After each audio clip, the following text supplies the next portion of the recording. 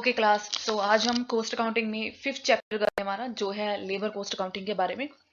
So labour cost accounting में 3 main चीजें हम पढ़ने वाले हैं, जो कि है आपका लेबर टर्नओवर क्या होता है, आइडल टाइम क्या होता है, ओवर टाइम क्या होता है।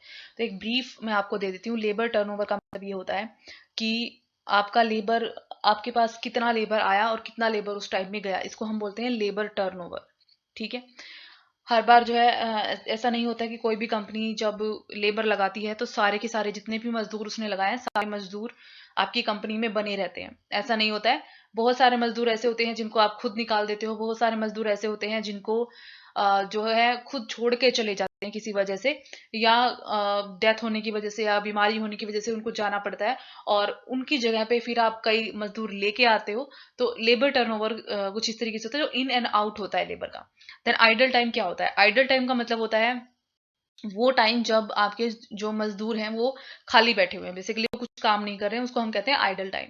तो मशीन का जैसे आइडल टाइम था जब आपकी मशीनें जो है बिल्कुल बंद पड़ी रहती हैं, कोई काम नहीं होता उसमें, इसी तरीके से जो लेबर कोस्ट, लेबर से जो हम आइडल टाइम जो कंसिडर करते हैं वो ये होता है कि जब आपका लेबर खाली बैठा हुआ है और कोई प्रोडक्टिव काम नहीं कर रहा है। ओवर टाइम का मतलब हम सबको पता है। ओवर टाइम का मतलब होता है कि जितने घंटे आपको एक दिन में असाइन किए गए हैं अपना काम पूरा करने के लिए, अगर आप उससे कुछ घंटे ज्यादा काम करते हो तो हम उसको कहते हैं ओवर टाइम। और अगर आप ओवर टाइम करते हो तो ओवर टाइम के लिए आपको एक्स्ट्रा वेजेस भी मिलती हैं। तो इन कॉन्सेप्ट्स को हम आगे डिटेल में करेंगे इस चैप्टर के अंदर। तो सबसे पहले हम देख लेते हैं कि लेबर कॉस्ट क्या होती है। ठीक है। आपकी बुक के अंदर एक डेफिनेशन दे रखी है, labour cost representing the human contribution to production is an important cost factor which requires constant control, measurement and analysis. तो लेबर कोस्ट के बारे में इसमें एक लिखा हुआ है कि ये जो है आपका रिप्रेजेंट करती है ह्यूमन कंट्रीब्यूशन टू प्रोडक्शन।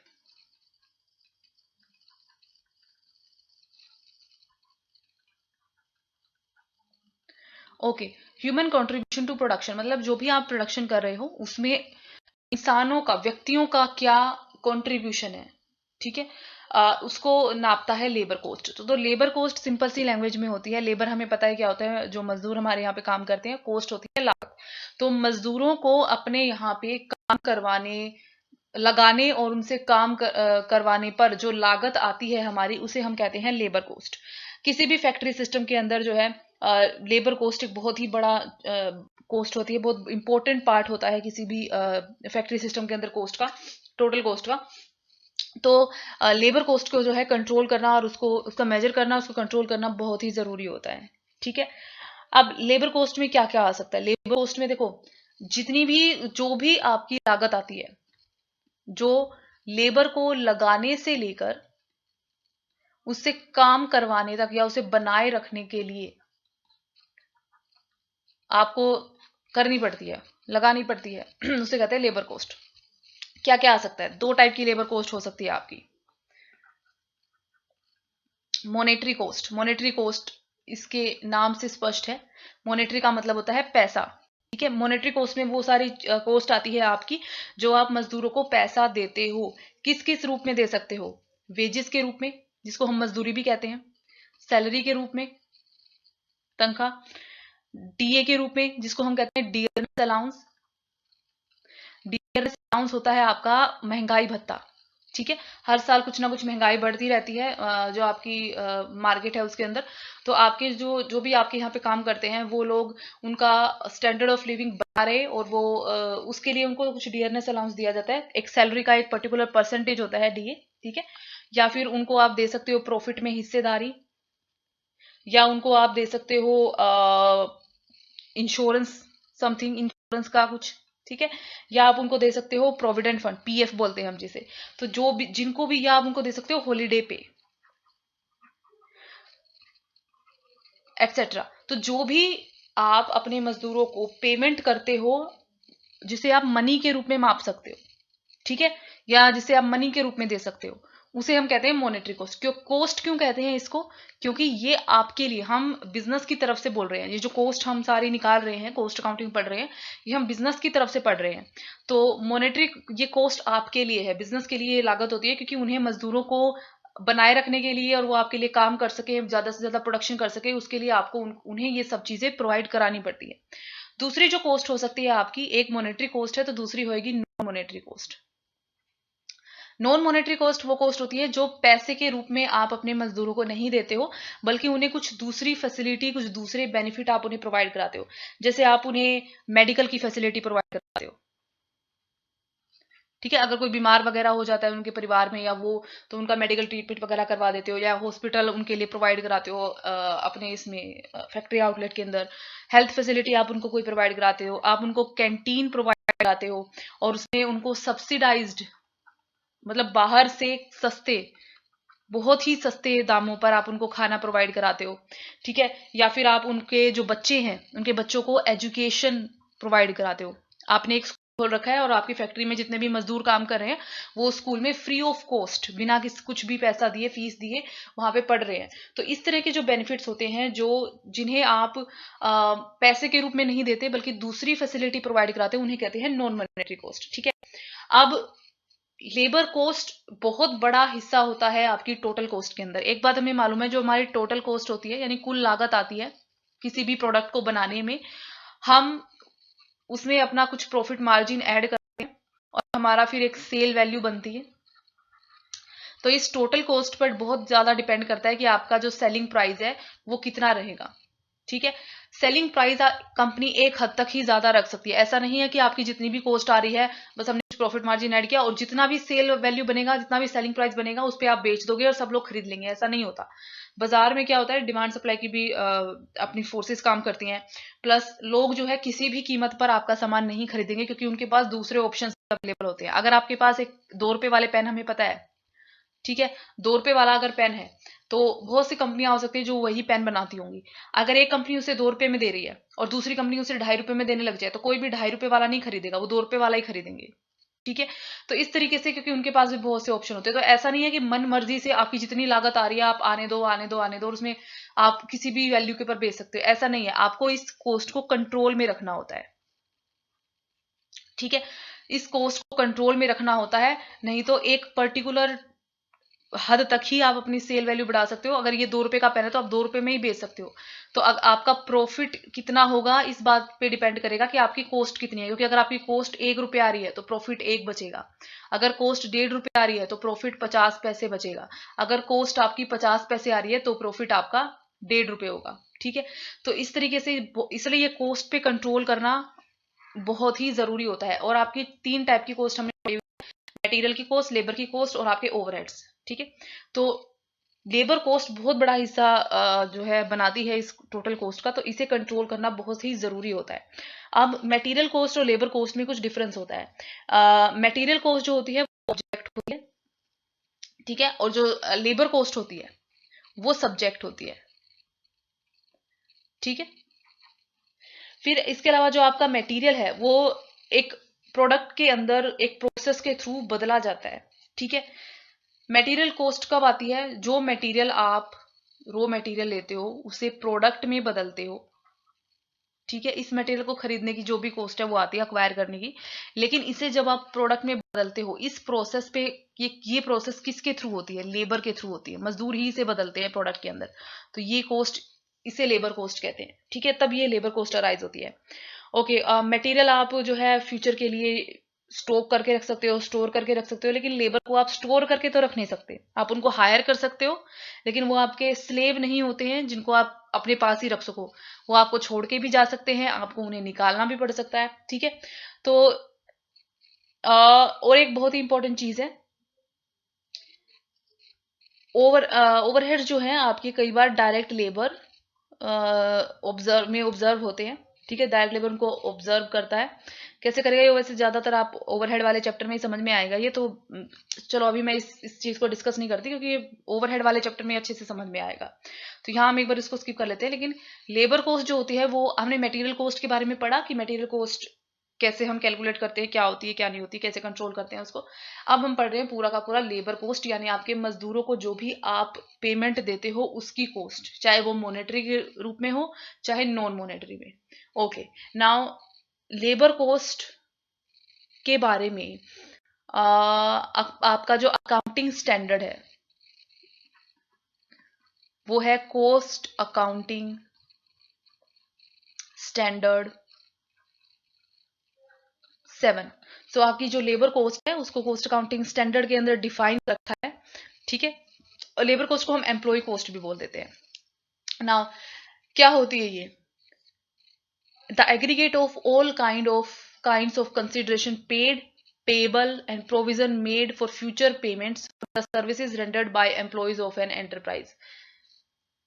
आपके एंटरप्राइज में, आपकी कंपनी में जितने भी एम्प्लॉइज या लेबर काम कर रहा है, इनको दी जाने वाली, चाहे वो अभी पेड करनी है, चाहे वो बाद में कभी आगे भविष्य में पे करनी है, या उनको दी जाने वाली पेमेंट के रिगार्डिंग आप कोई भी प्रोविजन बनाते हो, इस सारी की सारी कंसीडरेशन को जो आप उन्हें उनके काम के बदले में पे करते हो, उसे हम कहते हैं एम्प्लॉय कोस्ट या लेबर कोस्ट।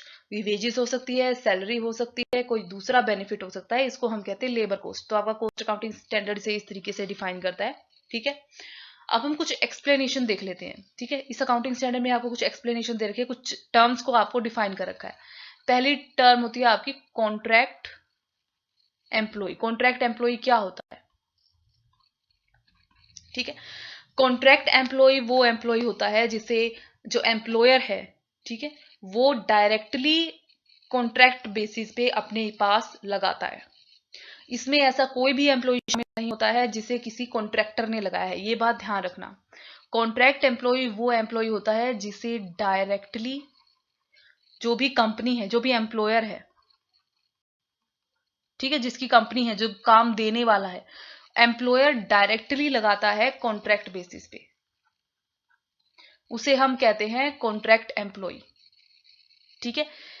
कॉन्ट्रैक्ट एम्प्लॉय कोई ऐसा एम्प्लॉय नहीं होता जिसे कॉन्ट्रैक्टर लगाता है, तो कॉन्ट्रैक्टर का यहाँ कोई हाथ नहीं है, डायरेक्टली एम्प्लॉयर लगाता है कॉन्ट्रैक्ट बेसिस पे, उसे हम कहते हैं कॉन्ट्रैक्ट एम्प्लॉय। ओके, नाउ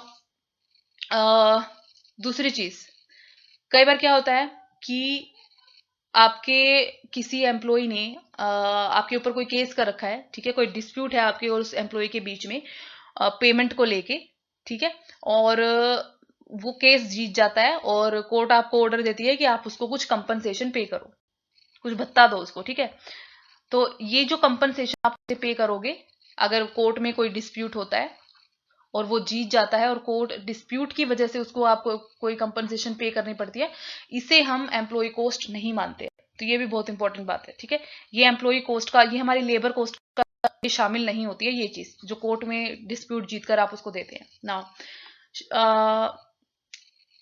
दूसरी चीज, शॉर्ट टर्म प्रोविजन जो होते हैं पिछले पीरियड्स के, जो करंट पीरियड के अंदर बनाए जाते हैं, ठीक है, सर जो पिछले आपकी जितने भी शॉर्ट टर्म पीरियड हैं, जो पिछले पीरियड से संबंधित है, प्रायर पीरियड से संबंधित है, ठीक है, उन्हें आप एम्प्लॉय कोस्ट का हिस्सा नहीं बनाते हो।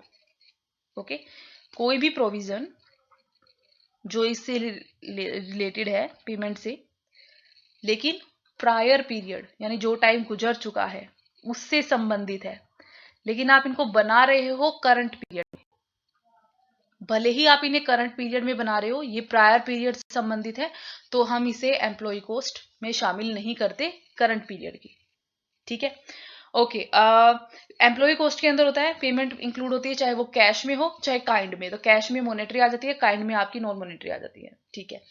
ओके, अब हम आ जाते हैं नेक्स्ट चीज के ऊपर कि एक बार हमें पता चल गया कि एम्प्लॉय की कॉस्ट क्या होती है, तो आप जो भी एम्प्लॉयज को पे करते हो, चाहे वो पैसे के रूप में हो, चाहे वो किसी दूसरी फैसिलिटी के रूप में हो, ताकि वो आपके पास, आपके यहाँ पे काम करें और बने रहें आपके पास, आपको छोड़ के ना जाए, तो उसे हम कहते हैं लेबर कोस्ट। हमारे लिए लागत होती है लेबर की। अब हर कोस्ट की तरह हमें इस चीज का को जो है कोशिश करनी चाहिए कि हम कोस्ट को कंट्रोल करें। तो जैसे मैंने आपको शुरू में बताया था, ये प्राइस और प्रॉफिट वाला, तो बहुत जरूरी है कि इस कोस्ट को कंट्रोल किया जाए। टोटल कोस्ट कब कंट्रोल होगी? जब आप कोस्ट के जो अलग अलग एलिमेंट है, जैसे मटेरियल की कॉस्ट है, लेबर की कॉस्ट है, ओवरहेड है, उनको कंट्रोल करें। तो लेबर की कॉस्ट को भी कंट्रोल करने का एक प्रोसीजर होता है, जैसे मटेरियल का होता है। पहला जो प्रोसीजर है, इसका फर्स्ट पार्ट है आपका मैनेजरियल प्रोसीजर,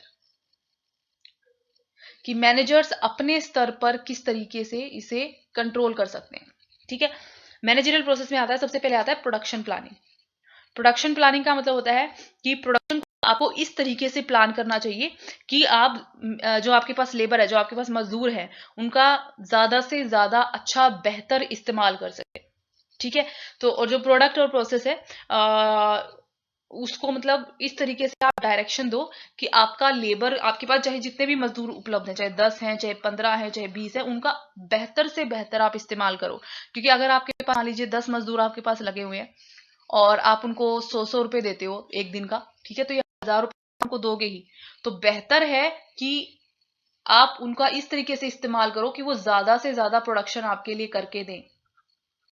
प्रोडक्शन जितना ज्यादा होगा तो उनकी कॉस्ट उस प्रोडक्शन की यूनिट्स के ऊपर बढ़ जाएगी। तो अगर 1000 यूनिट बनाएंगे वो, तो 1000 रुपए उनके 1000 यूनिट के पे अपोर्शन हो जाएंगे। ठीक है, तो 1 यूनिट की कॉस्ट आएगी आपकी 1। लेकिन अगर वही सिर्फ 100 यूनिट बनाएंगे तो 1 यूनिट की कॉस्ट हो जाएगी आपकी 10। तो आप अपना जितने भी प्रोडक्शन है उसे इस तरीके से प्लान कीजिए कि आपका लेबर अपना मैक्सिमम एफर्ट लगा सके और आप बेस्ट से बेस्ट उसका यूटिलाइज कर सको। दूसरा है, आप स्टैंडर्ड से डिसाइड करो। ठीक है, आप चाहे वर्क स्टडी करो, टाइम स्टडी करो, मोशन स्टडी करो। Work, time and motion study आपने बिजनेस मैनेजमेंट के अंदर पढ़ा हुआ है। ठीक है, इन स्टडीज की मदद से आप एक स्टैंडर्ड डिसाइड करो अपना प्रोडक्शन को लेके, और उसे इस तरीके स्टैंडर्ड डिसाइड करने का बेसिकली यही मतलब होता है कि अगर आप जब भी आप स्टैंडर्ड डिसाइड करोगे, इसका सीधा सा मतलब होता है आप ये कोशिश करते हो कि आपका जो भी काम है जिसके लिए आपने स्टैंडर्ड डिसाइड किया है वो उस स्टैंडर्ड के ज्यादा से ज्यादा करीब रहे। ठीक है, तो जब भी आप स्टैंडर्ड डिसाइड करते हो, आप उसको जो आपकी एक्चुअल परफॉर्मेंस है उससे कंपेयर करते हो, डेविएशंस निकालते हो और फिर इन डेविएशंस को दूर करने का कोशिश करते हो। ठीक है, तो स्टैंडर्ड आप सेट करें। देन आप लेबर बजट बनाए। लेबर बजट जो है आपके प्रोडक्शन बजट के से बनता है। लेबर बजट का सीधा सा मतलब है हम कितना लेबर के ऊपर खर्च करेंगे। ठीक है, इस बारे में आप डिसाइड करते हो। तो प्रोडक्शन बजट पे डिपेंड करता है। प्रोडक्शन बजट में होता है कि आपकी जितनी भी प्रोडक्शन प्रोसेस है उसमें कितना खर्चा आएगा आपका और कितनी यूनिट्स आपको प्रोड्यूस करनी है, ये हम प्रोडक्शन बजट के अंदर डिसाइड करते हैं। ठीक है, ओके, कितने नंबर ऑफ लेबर आपको चाहिए, किस टाइप का लेबर वर्कर आपको चाहिए, ठीक है, प्रोडक्शन करने के लिए, और उस लेबर को लगाने की आपकी लागत क्या आएगी। ये 3 चीजें हम लेबर बजट के अंदर डिसाइड करते हैं। तो नंबर ऑफ लेबर,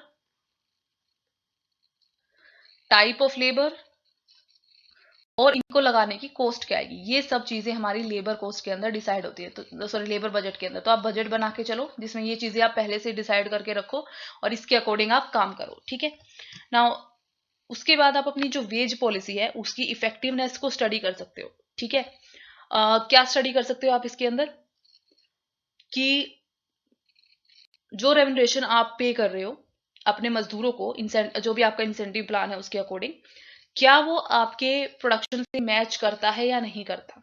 ठीक है, क्या मतलब है कि जो भी पैसा, जो भी रेम्युनरेशन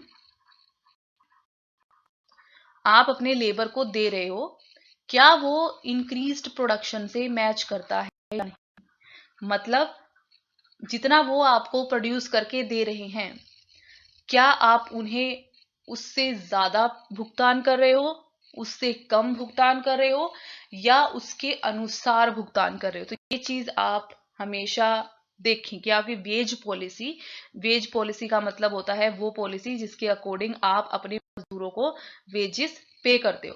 तो आप हमेशा उसको जो है उसकी इफेक्टिवनेस को देखें कि क्या जितना प्रोडक्शन वो आपको करके दे रहे हैं या जितना आप उन्हें मजदूरी दे रहे हैं, क्या उसके अनुसार प्रोडक्शन बढ़ रहा है, कितनी गति से बढ़ रहा है। तो बेसिकली हम जितना आप उन्हें दे रहे हो और जितना वो आपको प्रोडक्शन करके दे रहे हैं उसका अनुपात देखते हैं। ठीक है, अगर उनका अनुपात ठीक है तो आपकी वेज पॉलिसी भी सही है, अगर इसमें गड़बड़ है तो फिर हम उसे सुधारने की कोशिश करते हैं। तो इस तरीके से हम वेजेस को अपने मैनेजरियल लेवल के ऊपर जो है कंट्रोल करने की कोशिश करते हैं। और लास्ट पॉइंट है आपका लेबर परफॉर्मेंस रिपोर्ट्स।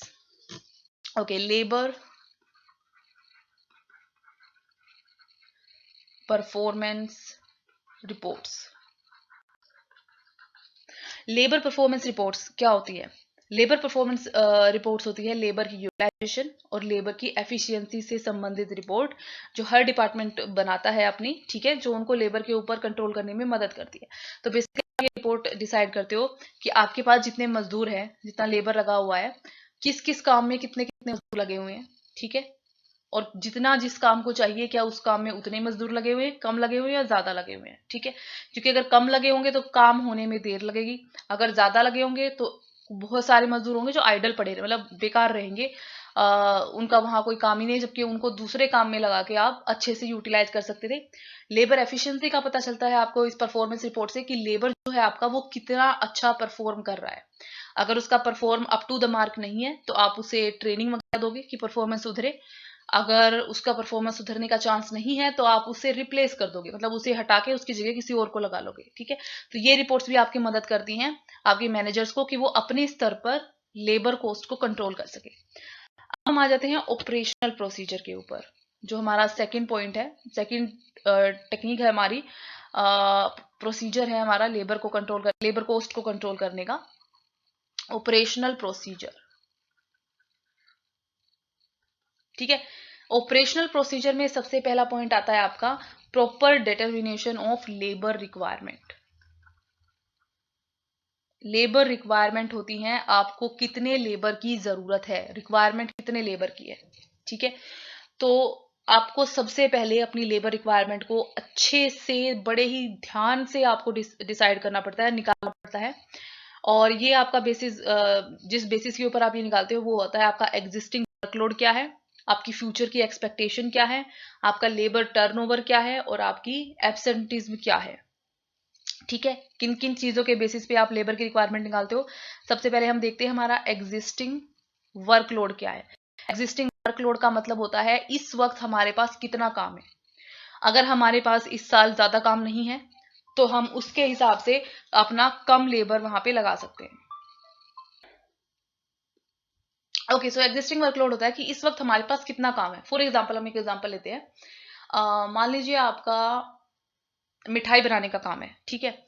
और आप ये देखते हो कि इस वक्त अभी शादियों वगैरह का माहौल चल रहा है, तो आपको जो है आपके पास बहुत सारा ऑर्डर आ रहा है, ठीक है। तो आपका वर्कलोड है, मिठाइयों का वर्कलोड, या दिवाली का टाइम है या होली का टाइम है, तो आपका वर्कलोड बहुत ज्यादा है। तो इस टाइम क्या होगा, आपको ज्यादा मजदूरों की जरूरत पड़ेगी। तो हमें एग्जिस्टिंग इस वक्त हमारा वर्कलोड कितना है, कितना काम हमारे पास आया हुआ है, वो देखते हैं।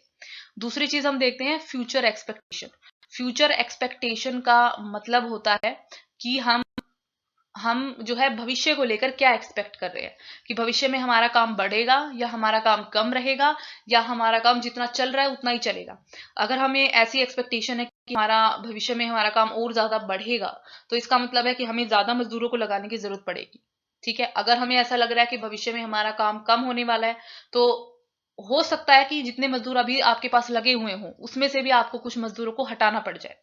और अगर हमें लगता है कि हमारा काम जितना चल रहा है उतना वैसे ही चलेगा, ज्यादा कुछ उतार चढ़ाव नहीं आएगा, तो उस केस में जितने मजदूर अभी आपके पास काम कर रहे हैं आप उनको रख सकते हो अपने पास, ठीक है। तो फ्यूचर एक्सपेक्टेशन को भी हम ध्यान में रखते हैं जब भी हम लेबर की बात, लेबर रिक्वायरमेंट निकालते हैं। देन हम देखते हैं लेबर टर्नओवर क्या है। आप लेबर टर्नओवर का जैसे कि मैंने मतलब बताया था, लेबर टर्नओवर का बेसिकली मतलब होता है in and out of labour. मतलब आपके पास कितने मजदूर एक साल में और कितने मजदूर गए, किसी भी वजह से जा सकते हैं, कोई बीमार हो गया, किसी की डेथ हो गई, किसी को आपने निकाल दिया, कोई किसी को कहीं और अच्छा काम मिल गया तो आपको छोड़ के चला गया। तो कितने मजदूर आपके पास आते हैं और कितने मजदूर आपके पास जाते हैं, इसे कहते हैं हम लेबर टर्नओवर। ये जानना बहुत जरूरी है, क्योंकि अगर मान लीजिए ऐसा है कि आ, मेरे पास मान लीजिए 10 मजदूरों का काम है और हर साल उन 10 में से 2 मजदूर तो कम से कम मुझे छोड़ के चले ही जाते हैं, ठीक है, कहीं और उनको अच्छा काम मिल जाता है या कुछ भी, तो 2 मजदूर हमेशा चले जाते हैं किसी वजह से। तो इसका मतलब ये है कि मुझे अपने लेबर की रिक्वायरमेंट देखनी, यानी मुझे ऐसा है कि अगले साल मेरे पास से 2 मजदूर तो जाएंगे ही जाएंगे, तो 2 मजदूरों की रिक्वायरमेंट आएगी, उसको कैसे पूरा करना है, ठीक है। तो ये लेबर टर्नओवर हम ध्यान रखते हैं। देन हम देखते हैं एब्सेंटीज्म। एब्सेंटीज्म का मतलब होता है कि एब्सेंट बेसिकली, ठीक है, कि कितने मजदूर आपके पास से एब्सेंट रहते हैं, गायब रहते हैं काम से। तो ये सारी चीजें होती है जिनको आप ध्यान में रख के ये डिसाइड करते हो कि आपको कितनी जरूरत है लेबर की, इस साल आपको कितने लेबर की जरूरत पड़ेगी। अगर कम लेबर की जरूरत पड़ेगी तो ऑटोमेटिकली आपकी लेबर की कॉस्ट कम हो जाएगी। अगर आपको ज्यादा लेबर की जरूरत पड़ेगी तो आपकी लेबर की कॉस्ट ज्यादा आएगी।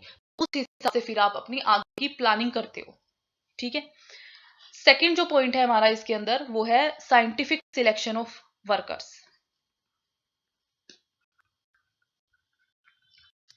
साइंटिफिक सिलेक्शन ऑफ वर्कर्स, जो वर्कर जिससे आप अपने काम कर रहे हो उनका जब आप सिलेक्शन करो तो उसे वैज्ञानिक विधि से करो, साइंटिफिकली करो, ठीक है, प्रॉपरली करो। कैसे? जितनी आपको रिक्वायरमेंट है, जो हमने ऊपर अभी अपनी ये लेबर रिक्वायरमेंट निकाली है कि कितने की हमें जरूरत पड़ने वाली है, उस लेबर रिक्वायरमेंट के अकॉर्डिंग करो, ठीक है। क्योंकि आपकी जो भी बिजनेस ऑर्गेनाइजेशन है उसकी जो सक्सेस है वो इस बात पे डिपेंड करती है कि आप जो मजदूर अपने यहाँ पे लगा रहे हो, क्या आप उनको आप क्या उनकी रिक्रूटमेंट प्रॉपर वे में कर रहे हो, क्या आप जो अपने यहाँ पे मजदूर लगा रहे हो वो उनके पास वो सारी की सारी क्या कहते हैं उसको, वो वेल क्वालिफाइड है, मतलब सारी क्वालिफिकेशन है उनके पास। अगर उनको कोई स्किल की जरूरत है तो क्या वो स्किल उन्हें आती है, अगर कोई डिग्री की जरूरत है तो क्या डिग्री उनके पास है, और एफिशिएंट कितने हैं आपके वर्कर, ठीक है। तो ये सारी चीजें हम तभी क्या करते हैं उसको तय करते हैं। हाँ, सिलेक्शन की प्रोसेस है, जिस प्रोसेस से आप अपने मजदूरों को लगाते हो वो साइंटिफिक होगी, ठीक है। देन थर्ड आपका पॉइंट आता है प्रॉपर प्लेसमेंट। एक बार आपने मजदूरों को रिक्रूट कर लिया, एक बार हमने सबसे पहले हमने क्या किया, हमने रिक्वायरमेंट निकाली कि कितने मजदूरों की जरूरत है, किया। ह्यूमन रिसोर्स मैनेजमेंट में आपने पढ़ा हुआ है रिक्रूट का क्या मतलब होता है, रिक्रूट एंड सिलेक्ट करना उनको, ठीक है। अब आ जाता है प्रॉपर प्लेसमेंट। एक बार आपने लगा लिया आपने यहाँ पे, अब उनकी प्लेसमेंट आप करते हो वो प्रॉपरली करो, ठीक है। मतलब राइट पर्सन को राइट जॉब दो, ठीक है। एक बार आपने मजदूरों को चुन लिया, अब आप ये देखो कि आप जो मजदूर आपने चुने हैं उनमें से कौन सा मजदूर किस काम के लिए बेहतर रहेगा और कौन सा मजदूर किस काम के लिए बेहतर रहेगा। तो फॉर एग्जांपल अगर मान लीजिए आपने दो मजदूरों को सिलेक्ट किया है और आपकी फैक्ट्री है और फैक्ट्री में आप मान लीजिए जूते बनाते हैं, तो आप ये देखोगे कि जो वो दो मजदूर हैं उनमें से कौन सा मजदूर, जूते बनाने की एक प्रोसेस होती है, ठीक है, कहीं पे उसमें धागे लगाए जाते हैं, कहीं पे उसमें उसकी कटाई होती है जो चमड़ा वगैरह होता है, कहीं पे उसमें फीते वगैरह डाले जाते हैं, तो अलग अलग प्रोसेस के अलग अलग पार्ट होते हैं। आप ये देखोगे कौन सा मजदूर प्रोसेस के किस पार्ट पे फिट बैठेगा, तो राइट पर्सन को राइट जॉब देना, इसे हम कहते हैं प्रॉपर प्लेसमेंट। इससे होगा क्या, अगर आप राइट पर्सन को राइट जॉब दोगे, जिसे जो काम आता है उसे वहीं पे लगाओगे, जो काम करने में वो बेहतर है वहीं लगाओगे, तो वो काम उस काम को वो ज्यादा अच्छे से करेगा, ठीक है। और अगर मान लीजिए जूते बनाने की आपकी फैक्ट्री और चमड़ा काटने वाला जो काम है, अब वो पर्सन केपेबल तो है सिलाई में, लेकिन आपने उसको चमड़ा काटने के काम पे लगा दिया, पहली बात तो वो आपको बहुत सारी वेस्टेज करके देगा। एक तो आपका काम स्लो हो जाएगा क्योंकि वो उस काम में बेहतर है नहीं, दूसरा आपको वो वेस्टेज भी करके देगा, मतलब वो गलत भी काटेगा, फिर आप उसको ट्रेन करोगे तो उस पर भी आपको बहुत ज्यादा टाइम वेस्ट करना पड़ेगा, तो इससे आपकी लागत बढ़ जाएगी, ठीक है। तो प्रॉपर प्लेसमेंट करना बहुत जरूरी होता है। नाउ नंबर 4 है आपका proper record of attendance. Placement आपने कर दी, काम दे दिया आपने, काम बांट दिया सबको, वो काम करने भी लगे। नेक्स्ट पार्ट आता है आपका proper record of attendance. Proper record of attendance का मतलब है आप एक ऐसा सिस्टम तैयार करो जिसमें आप जितने भी मजदूर आपके यहाँ पे काम कर रहे हैं उनका अटेंडेंस को प्रॉपरली रिकॉर्ड करो, मतलब किस टाइम पे कौन आ रहा है, जो मजदूर है वो किस टाइम पे जा रहा है, और एक्चुअल वर्किंग आवर कितने हैं, ठीक है। तो उनका टाइम ऑफ अराइवल क्या है, मतलब किस टाइम पे मजदूर आपके पास आ रहा है, उनका टाइम ऑफ डिपार्चर क्या है, किस टाइम पे मजदूर फैक्ट्री से जा रहा है, और एक्चुअल वर्किंग आवर का मतलब होता है कि कितने घंटे उन्होंने एक्चुअल में काम किया है और कितने घंटे वो आइडल पड़े रहे, ठीक है। एक्चुअल वर्किंग आवर बहुत जरूरी होता है क्योंकि आवरली बेसिस पे जब हम मान लीजिए वेज पे कर रहे हैं तो वहां पे हमारे लिए ये जानना बहुत जरूरी होता है कि मजदूर जो है वो असलियत में, मान लीजिए 8 घंटे की शिफ्ट है तो 8 घंटे में से उसने असलियत में कितने घंटे काम करा, ये जानना भी जरूरी होता है, ताकि आप कुछ ना कुछ करके, अगर वो बहुत ही कम घंटे काम करे तो आप उनके मतलब किसी तरीके से उनको ट्रेन करो या किसी मोटिवेट करो कि वो ज्यादा घंटे काम करे, ठीक है। या फिर अगर वो ऐसा है कि वो नहीं कर रहा है काम, सुस्त है बहुत ज्यादा, तो आप उसको हटा के किसी दूसरे को लगा लो, तो ये जानना बहुत जरूरी होता है, ठीक है। इस तरीके से भी आप उनको कंट्रोल करो, आपको पता है कि कोई मजदूर कितने एक्चुअल में कितने घंटे आपके यहाँ पे काम कर रहा है और कितने घंटे वो खाली बैठा रहता है। देन नेक्स्ट है आपका proper computation and accounting of wages. कि आपके जो वेजेस हैं, जो आप वेजेस मजदूरों को पे कर रहे हो, आप उनको कंप्यूट करो प्रॉपर वे में और उनकी अकाउंटिंग भी करो प्रॉपर वे में। ठीक है, उनको कैलकुलेट भी प्रॉपर वे में करो, उनकी अकाउंटिंग भी प्रॉपर वे में करो, एक सिस्टमेटिक तरीके से करो। तो आप एक पेरोल डिपार्टमेंट बनाते हो। एक पेरोल डिपार्टमेंट होता है जिसको ये काम असाइन किया जाता है, जिसकी एक रिस्पॉन्सिबिलिटी होती है कि वो जितने भी वेजेस आप पे कर रहे हो उनको कंप्यूट करें, कैलकुलेट करें और उनकी अकाउंट्स अच्छे से प्रिपेयर करके रखें, मेंटेन करके रखें। ठीक है, नेक्स्ट है proper method of ways payments.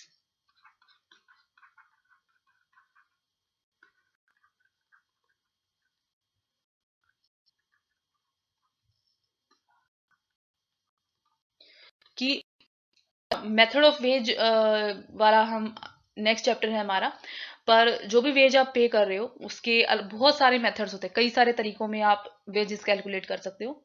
तो जो भी मेथड आप चुनो, ठीक है, वो ऐसा होना चाहिए कि जिससे कि आपके मजदूर अच्छे से अच्छा काम करने के लिए मोटिवेटेड हो, प्रोत्साहित हो, और एट द सेम टाइम आपकी लेबर की कॉस्ट भी कम आए, लागत भी कम आए।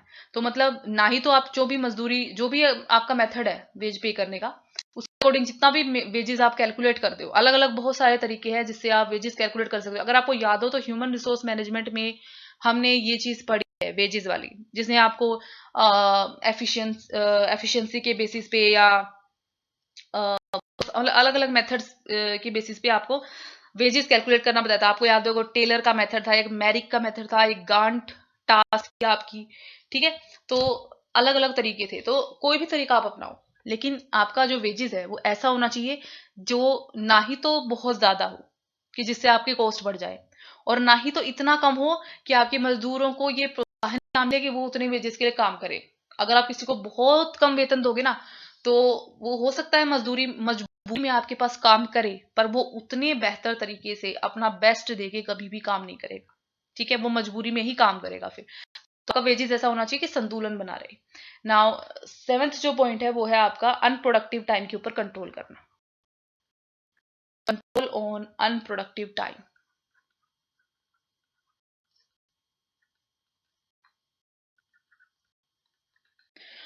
कंट्रोल ऑन अनप्रोडक्टिव टाइम का मतलब है कि आपको ऐसी कोशिश करनी चाहिए कि आपका अनप्रोडक्टिव टाइम, मतलब अनप्रोडक्टिव टाइम का मतलब वो समय होता है जब आपके मजदूर आपके लिए कोई प्रोडक्शन करके नहीं रहे हैं। ठीक है, उसको कहते हैं अनप्रोडक्टिव टाइम। बेसिकली जिस टाइम आप कुछ भी प्रोडक्टिव नहीं कर रहे हो, जैसे अगर एक तरह से स्टूडेंट लाइफ की बात करें, स्टूडेंट्स की बात करें, तो अगर आप अपना सिलेबस पढ़ रहे हो या आप कोई और ऐसा काम कर रहे हो जिससे आपकी मेंटल फैकल्टी डेवलप हो रही है, यानी आप क्या कहते हैं, कोई स्पोर्ट खेल रहे हो जिससे आपकी हेल्थ अच्छी हो रही है, ठीक है, या फिर आप कोई दूसरी अपनी सिलेबस से हटके कोई किताब पढ़ रहे हो लेकिन जिससे आपको ज्ञान प्राप्त हो रहा है, तो ये प्रोडक्टिव टाइम होता है आपका, जहां आप कुछ प्रोडक्टिव कर रहे हो। लेकिन अगर मान लीजिए आप बैठे बैठे फोन पे इंस्टाग्राम चला रहे हो, चला रहे हो, यूट्यूब पे वैसे ही कोई टाइम पास करने के लिए वीडियो देख रहे हो, वो अनप्रोडक्टिव टाइम होता है, क्योंकि उसमें आप कुछ भी प्रोडक्टिव काम नहीं कर रहे हो, ना ही तो उससे आपका कोई जो है आपकी मेंटल फैकल्टी की डेवलप हो रही है, ना उससे किसी और दूसरे का की मदद हो रही है। ठीक है, तो हम इस ऐसे टाइम को कहते हैं अनप्रोडक्टिव टाइम। तो आप अपने मजदूरों के अनप्रोडक्टिव टाइम के ऊपर कंट्रोल करें, आइडल टाइम के ऊपर कंट्रोल करें, अननेसेसरी ओवर टाइम के ऊपर कंट्रोल करें। आइडल टाइम जहां वो खाली बैठे रहते हैं, अननेसेसरी ओवर टाइम का मतलब है कि जितने घंटे उनको काम करना है उतने घंटे में तो वो काम आराम से कर सकते थे, लेकिन वो आइडल पड़े रहे, काम नहीं करा, और अब उनको ओवर टाइम करना पड़ रहा है। तो फॉर एग्जाम्पल मान लीजिए मैं एक ऑफिस में काम करती हूँ, ठीक है, और मुझे मेरे बॉस ने कुछ अकाउंट्स चेक करने के लिए दिए। अब 8 घंटे की ड्यूटी होती है मेरी ऑफिस में, मान लो फॉर एग्जाम्पल, मैं बड़े ही आसानी से 8 घंटे में वो अकाउंट चेक करके रख सकती थी, पर मैंने अपना वक्त बर्बाद किया, बहुत एक तो लेट काम शुरू करा, फिर बीच में कभी चाय पी ली, कभी किसी से बात कर ली, या वैसे ही कुछ नेट पे सर्फ कर लिया, या किसी फालतू काम में कोई जो है ध्यान दिया जिसको अभी करने की जरूरत नहीं थी। तो उन 8 घंटों में मैं वो अकाउंट चेक नहीं कर पाई। अब मुझे क्या करना पड़ेगा, ओवर टाइम करना पड़ेगा, और 2 घंटे ऑफिस में बिताने पड़ेंगे उन अकाउंट्स को चेक करने के लिए, जिन्हें मैं आराम से उन 8 घंटों में कर सकती थी। अब जो ओवर टाइम मैं कर रही हूँ, उस ओवर टाइम के भी ऑफिस को मुझे पैसे पे करने पड़ेंगे क्योंकि मैं ओवर टाइम कर रही हूँ। ठीक है, अब ये ओवर टाइम कंपनी के ऊपर भारी पड़ेगा, तो ऐसे ओवर टाइम को कंट्रोल में करना चाहिए। तो जो भी अनप्रोडक्टिव टाइम है, जिस टाइम पे चाहे मजदूर कुछ भी कर रहा हो लेकिन वो आपके लिए कोई प्रोडक्टिव काम नहीं करके दे रहा है, उसको हम कहते हैं अनप्रोडक्टिव टाइम, और इसे कंट्रोल करना बहुत ही जरूरी होता है के लिए, ताकि उसकी लेबर की कॉस्ट कम हो। नाउ नेक्स्ट है आपका प्रॉपर ट्रेनिंग। आपके यहाँ पे जो भी मजदूर काम कर रहे हैं, जो भी एम्प्लॉय काम कर रहे हैं, इंपॉर्टेंट है कि आप उनको ट्रेनिंग दो। ट्रेनिंग देने से क्या होगा? ट्रेनिंग देने से उनकी एफिशिएंसी बढ़ेगी, ट्रेनिंग देने से उनकी काम करने की क्षमता बढ़ेगी, उनकी जो है स्विफ्टनेस बढ़ेगी काम करने में, उनकी काम में मतलब वो ज्यादा सही अच्छा काम करके आपको देंगे, ठीक है। वेस्टेज कम होगी मटेरियल की, मशीनों की टूट फूट कम होगी, टाइम कम लगेगा काम को करने में, तो बहुत सारे फायदे हैं। तो प्रॉपर ट्रेनिंग आप अपने मजदूरों को दे। अगर आप प्रॉपर ट्रेनिंग देंगे, ज्यादा एफिशिएंसी बढ़ेगी, तो ज्यादा प्रोडक्शन करके देंगे, उतने ही टाइम में ज्यादा प्रोडक्शन करके देंगे, तो उतनी ही मजदूरी में आपके लिए ज्यादा प्रोडक्शन होगा, तो आपका जो वेजेस है उसके ऊपर ऑटोमेटिकली कंट्रोल हो जाएगा। अगर उनको प्रॉपर ट्रेनिंग नहीं देंगे तो वो खाली बैठे रहेंगे, जिस काम में 2 घंटे करना चाहिए उसको 4 घंटे में करके देंगे। तो इस तरीके से क्या होगा, आपको बर्बाद हुए समय के लिए मजदूरी दे रहे हो एक तरह से, ठीक है। फिर वो रॉ मटेरियल को वेस्ट करेंगे तो वहां आपका खर्चा आएगा, मशीनों के कोई गड़बड़ी हो गई तो वहां आपका खर्चा आएगा, तो आपकी कॉस्ट जो है बहुत बढ़ जाएगी अगर आप उनको प्रॉपरली ट्रेन नहीं करोगे। नाउ 9 है कंट्रोल ऑन लेबर टर्नओवर। तो लेबर टर्नओवर क्या होता है ये तो मैंने आपको एक बार बता ही दिया, ठीक है, कि इन आउट आना और जाना लेबर का आपके यहाँ पे। अगर आपकी फर्म में लेबर टर्नओवर की रेट हाई है तो आपकी लेबर की कॉस्ट अपने आप बढ़ जाएगी। क्यों बढ़ जाएगी? अगर आपके यहाँ से मजदूर लेबर टर्नओवर ज्यादा है, ज्यादा मजदूर आपको छोड़ छोड़ के जाते हैं, और उनकी जगह पे आप हर बार नए मजदूर लगाओगे, तो नए मजदूरों को लगाने का खर्चा, उनकी रिक्रूटमेंट का खर्चा, उनके सिलेक्शन का खर्चा, उनको ट्रेन करने का खर्चा, काम सारा सिखाने का खर्चा, उसमें आपका टाइम लगेगा, उसमें आपके दूसरे एम्प्लॉयज की भी मेहनत लगेगी। फिर उसके बाद जो मजदूर आपको छोड़ के जाएंगे, तो जितने टाइम तक आपके पास उतने मजदूर नहीं रहेंगे तो आपकी मशीनें आइडल पड़ी रहेंगी, ठीक है, आपको इतना प्रोडक्शन नहीं होगा आपका। तो बहुत सारे खर्चे इन्वॉल्व होते हैं लेबर टर्नओवर की वजह से। तो आप बात की कोशिश करें कि कम से कम मजदूर आपको और आपका लेबर टर्नओवर कम हो। देन नेक्स्ट है आपका कंट्रोल ऑन एब्सेंटिज्म।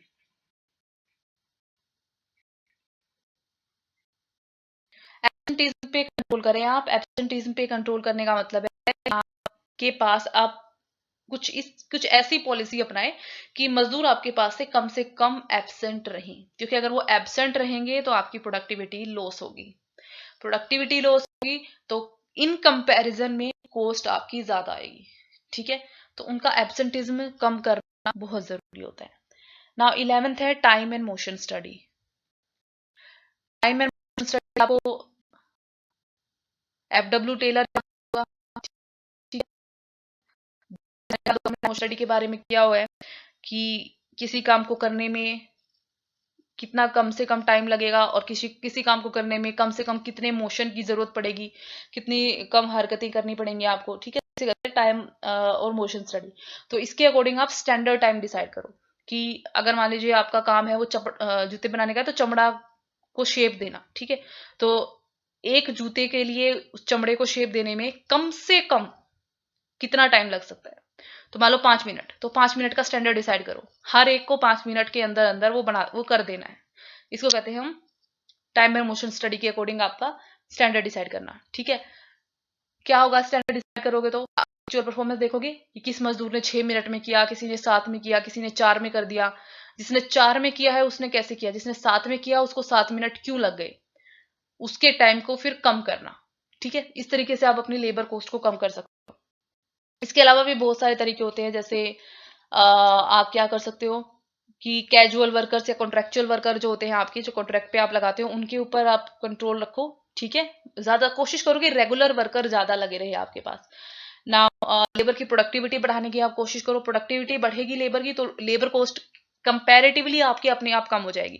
तो जैसे 100 आपके यहाँ पे 10 लेबर काम करते हैं और इनकी टोटल कॉस्ट आती है 100 रुपए, 100 रुपए की वेजेस आप देते हो। अगर ये 10 लेबर 1000 यूनिट बनाएंगे एक दिन में, ठीक है, तो ये 100 रुपए 1000 यूनिट पे अपोर्शन हो जाएंगे। या मान लीजिए 1000 रुपए वेजेस देते हो आप, तो 1000 रुपए 1000 यूनिट पे अपोर्शन हो जाएंगे, यानी 1 यूनिट बनाने के लिए आपकी मजदूरी लगती है 1 रुपए। लेकिन अगर यही 500 यूनिट बनाएंगे तो यानी 1 यूनिट बनाने के लिए मजदूरी लगती है 2 रुपए। यहाँ लेबर कॉस्ट बढ़ गई, ठीक है, प्रोडक्शन कम होने की वजह से। तो प्रोडक्टिविटी बढ़ाओ उनकी, ताकि आपकी लेबर कॉस्ट जो है कम आ जाए। नाउ लास्ट जो तरीका है आपका लेबर को कंट्रोल करने का, आपका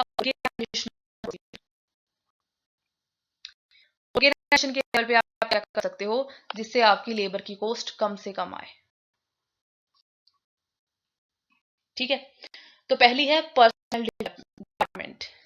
पर्सनल डिपार्टमेंट वो डिपार्टमेंट होता है, एचआरएम में हमें पढ़ा रखा है, जो आपके वर्कर को रिक्रूट करता है, उनकी सिलेक्शन करता है, उनकी प्लेसमेंट करता है और उनको ट्रेनिंग करता है, उनके रिकॉर्ड प्रिपेयर करके रखता है। इसको कहते हैं personal department.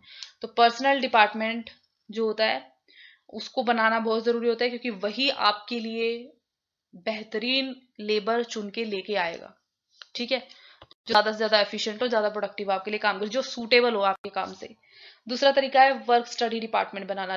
Work study department ऐसा डिपार्टमेंट होता है जो उसको जो फंक्शन होते हैं उसके वो होते हैं कि प्लानिंग करना, किसी जॉब कोई आपको काम करना है तो उसकी प्लानिंग करना, सुपर करना प्रोडक्शन की एक्टिविटीज को, टाइम और मोशन स्टडी करना, जो हमने ऊपर पढ़ी करनी चाहिए, वो करने का काम होता है वर्क स्टडी डिपार्टमेंट का।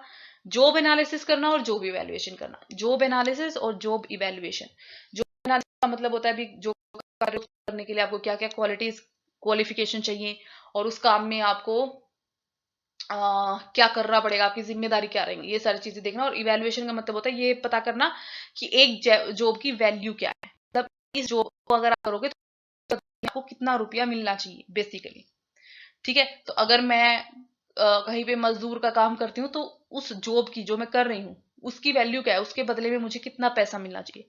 क्या अगर मैं कहीं इंजीनियर लगी हुई हूँ तो उस इंजीनियर पोस्ट की क्या वैल्यू है, उसके लिए मुझे कितनी सैलरी मिलनी चाहिए, उसको हम कहते हैं जॉब इवैल्यूएशन। तो जो काम जितना डिफिकल्ट जितना कॉम्प्लिकेटेड होगा उसकी वैल्यू उतनी ही ज्यादा होगी। ठीक है, फिर एक टाइम कीपिंग डिपार्टमेंट होता है। टाइम कीपिंग डिपार्टमेंट की रिस्पॉन्सिबिलिटी होती है कि वो सारे अटेंडेंस के रिकॉर्ड मेंटेन करते। ऊपर देखा कि अटेंडेंस के रिकॉर्ड मेंटेन करने चाहिए, लेकिन कौन करता है अटेंडेंस के record maintain? Time keeping department. वो ऑर्गेनाइजेशनल प्रोसीजर में आएगा। देन एक पेरोल डिपार्टमेंट होता है जो सैलरी और वेजेस को डिसाइड करना, और ये ध्यान रखना कि प्रॉपरली सैलरी और वेजेस का डिसबर्समेंट हो। प्रॉपरली डिसबर्समेंट का मतलब होता है टाइम पे मजदूरों को उनकी मजदूरी मिल जाए। ठीक है, ताकि वो सेटिस्फाई रहे और अच्छा काम करें।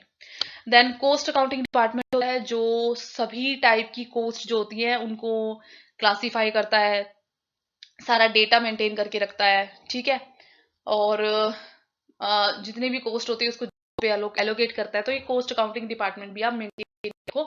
ये आपका सारा ऑर्गेनाइजेशनल प्रोसीजर का पार्ट होता है। इन तीनों तरीकों से मैनेजरियल प्रोसीजर्स, ऑपरेशनल प्रोसीजर्स और ऑर्गेनाइजेशनल प्रोसीजर्स, इनकी मदद से आप लेबर के ऊपर कंट्रोल कर सकते हो, लेबर कॉस्ट के ऊपर।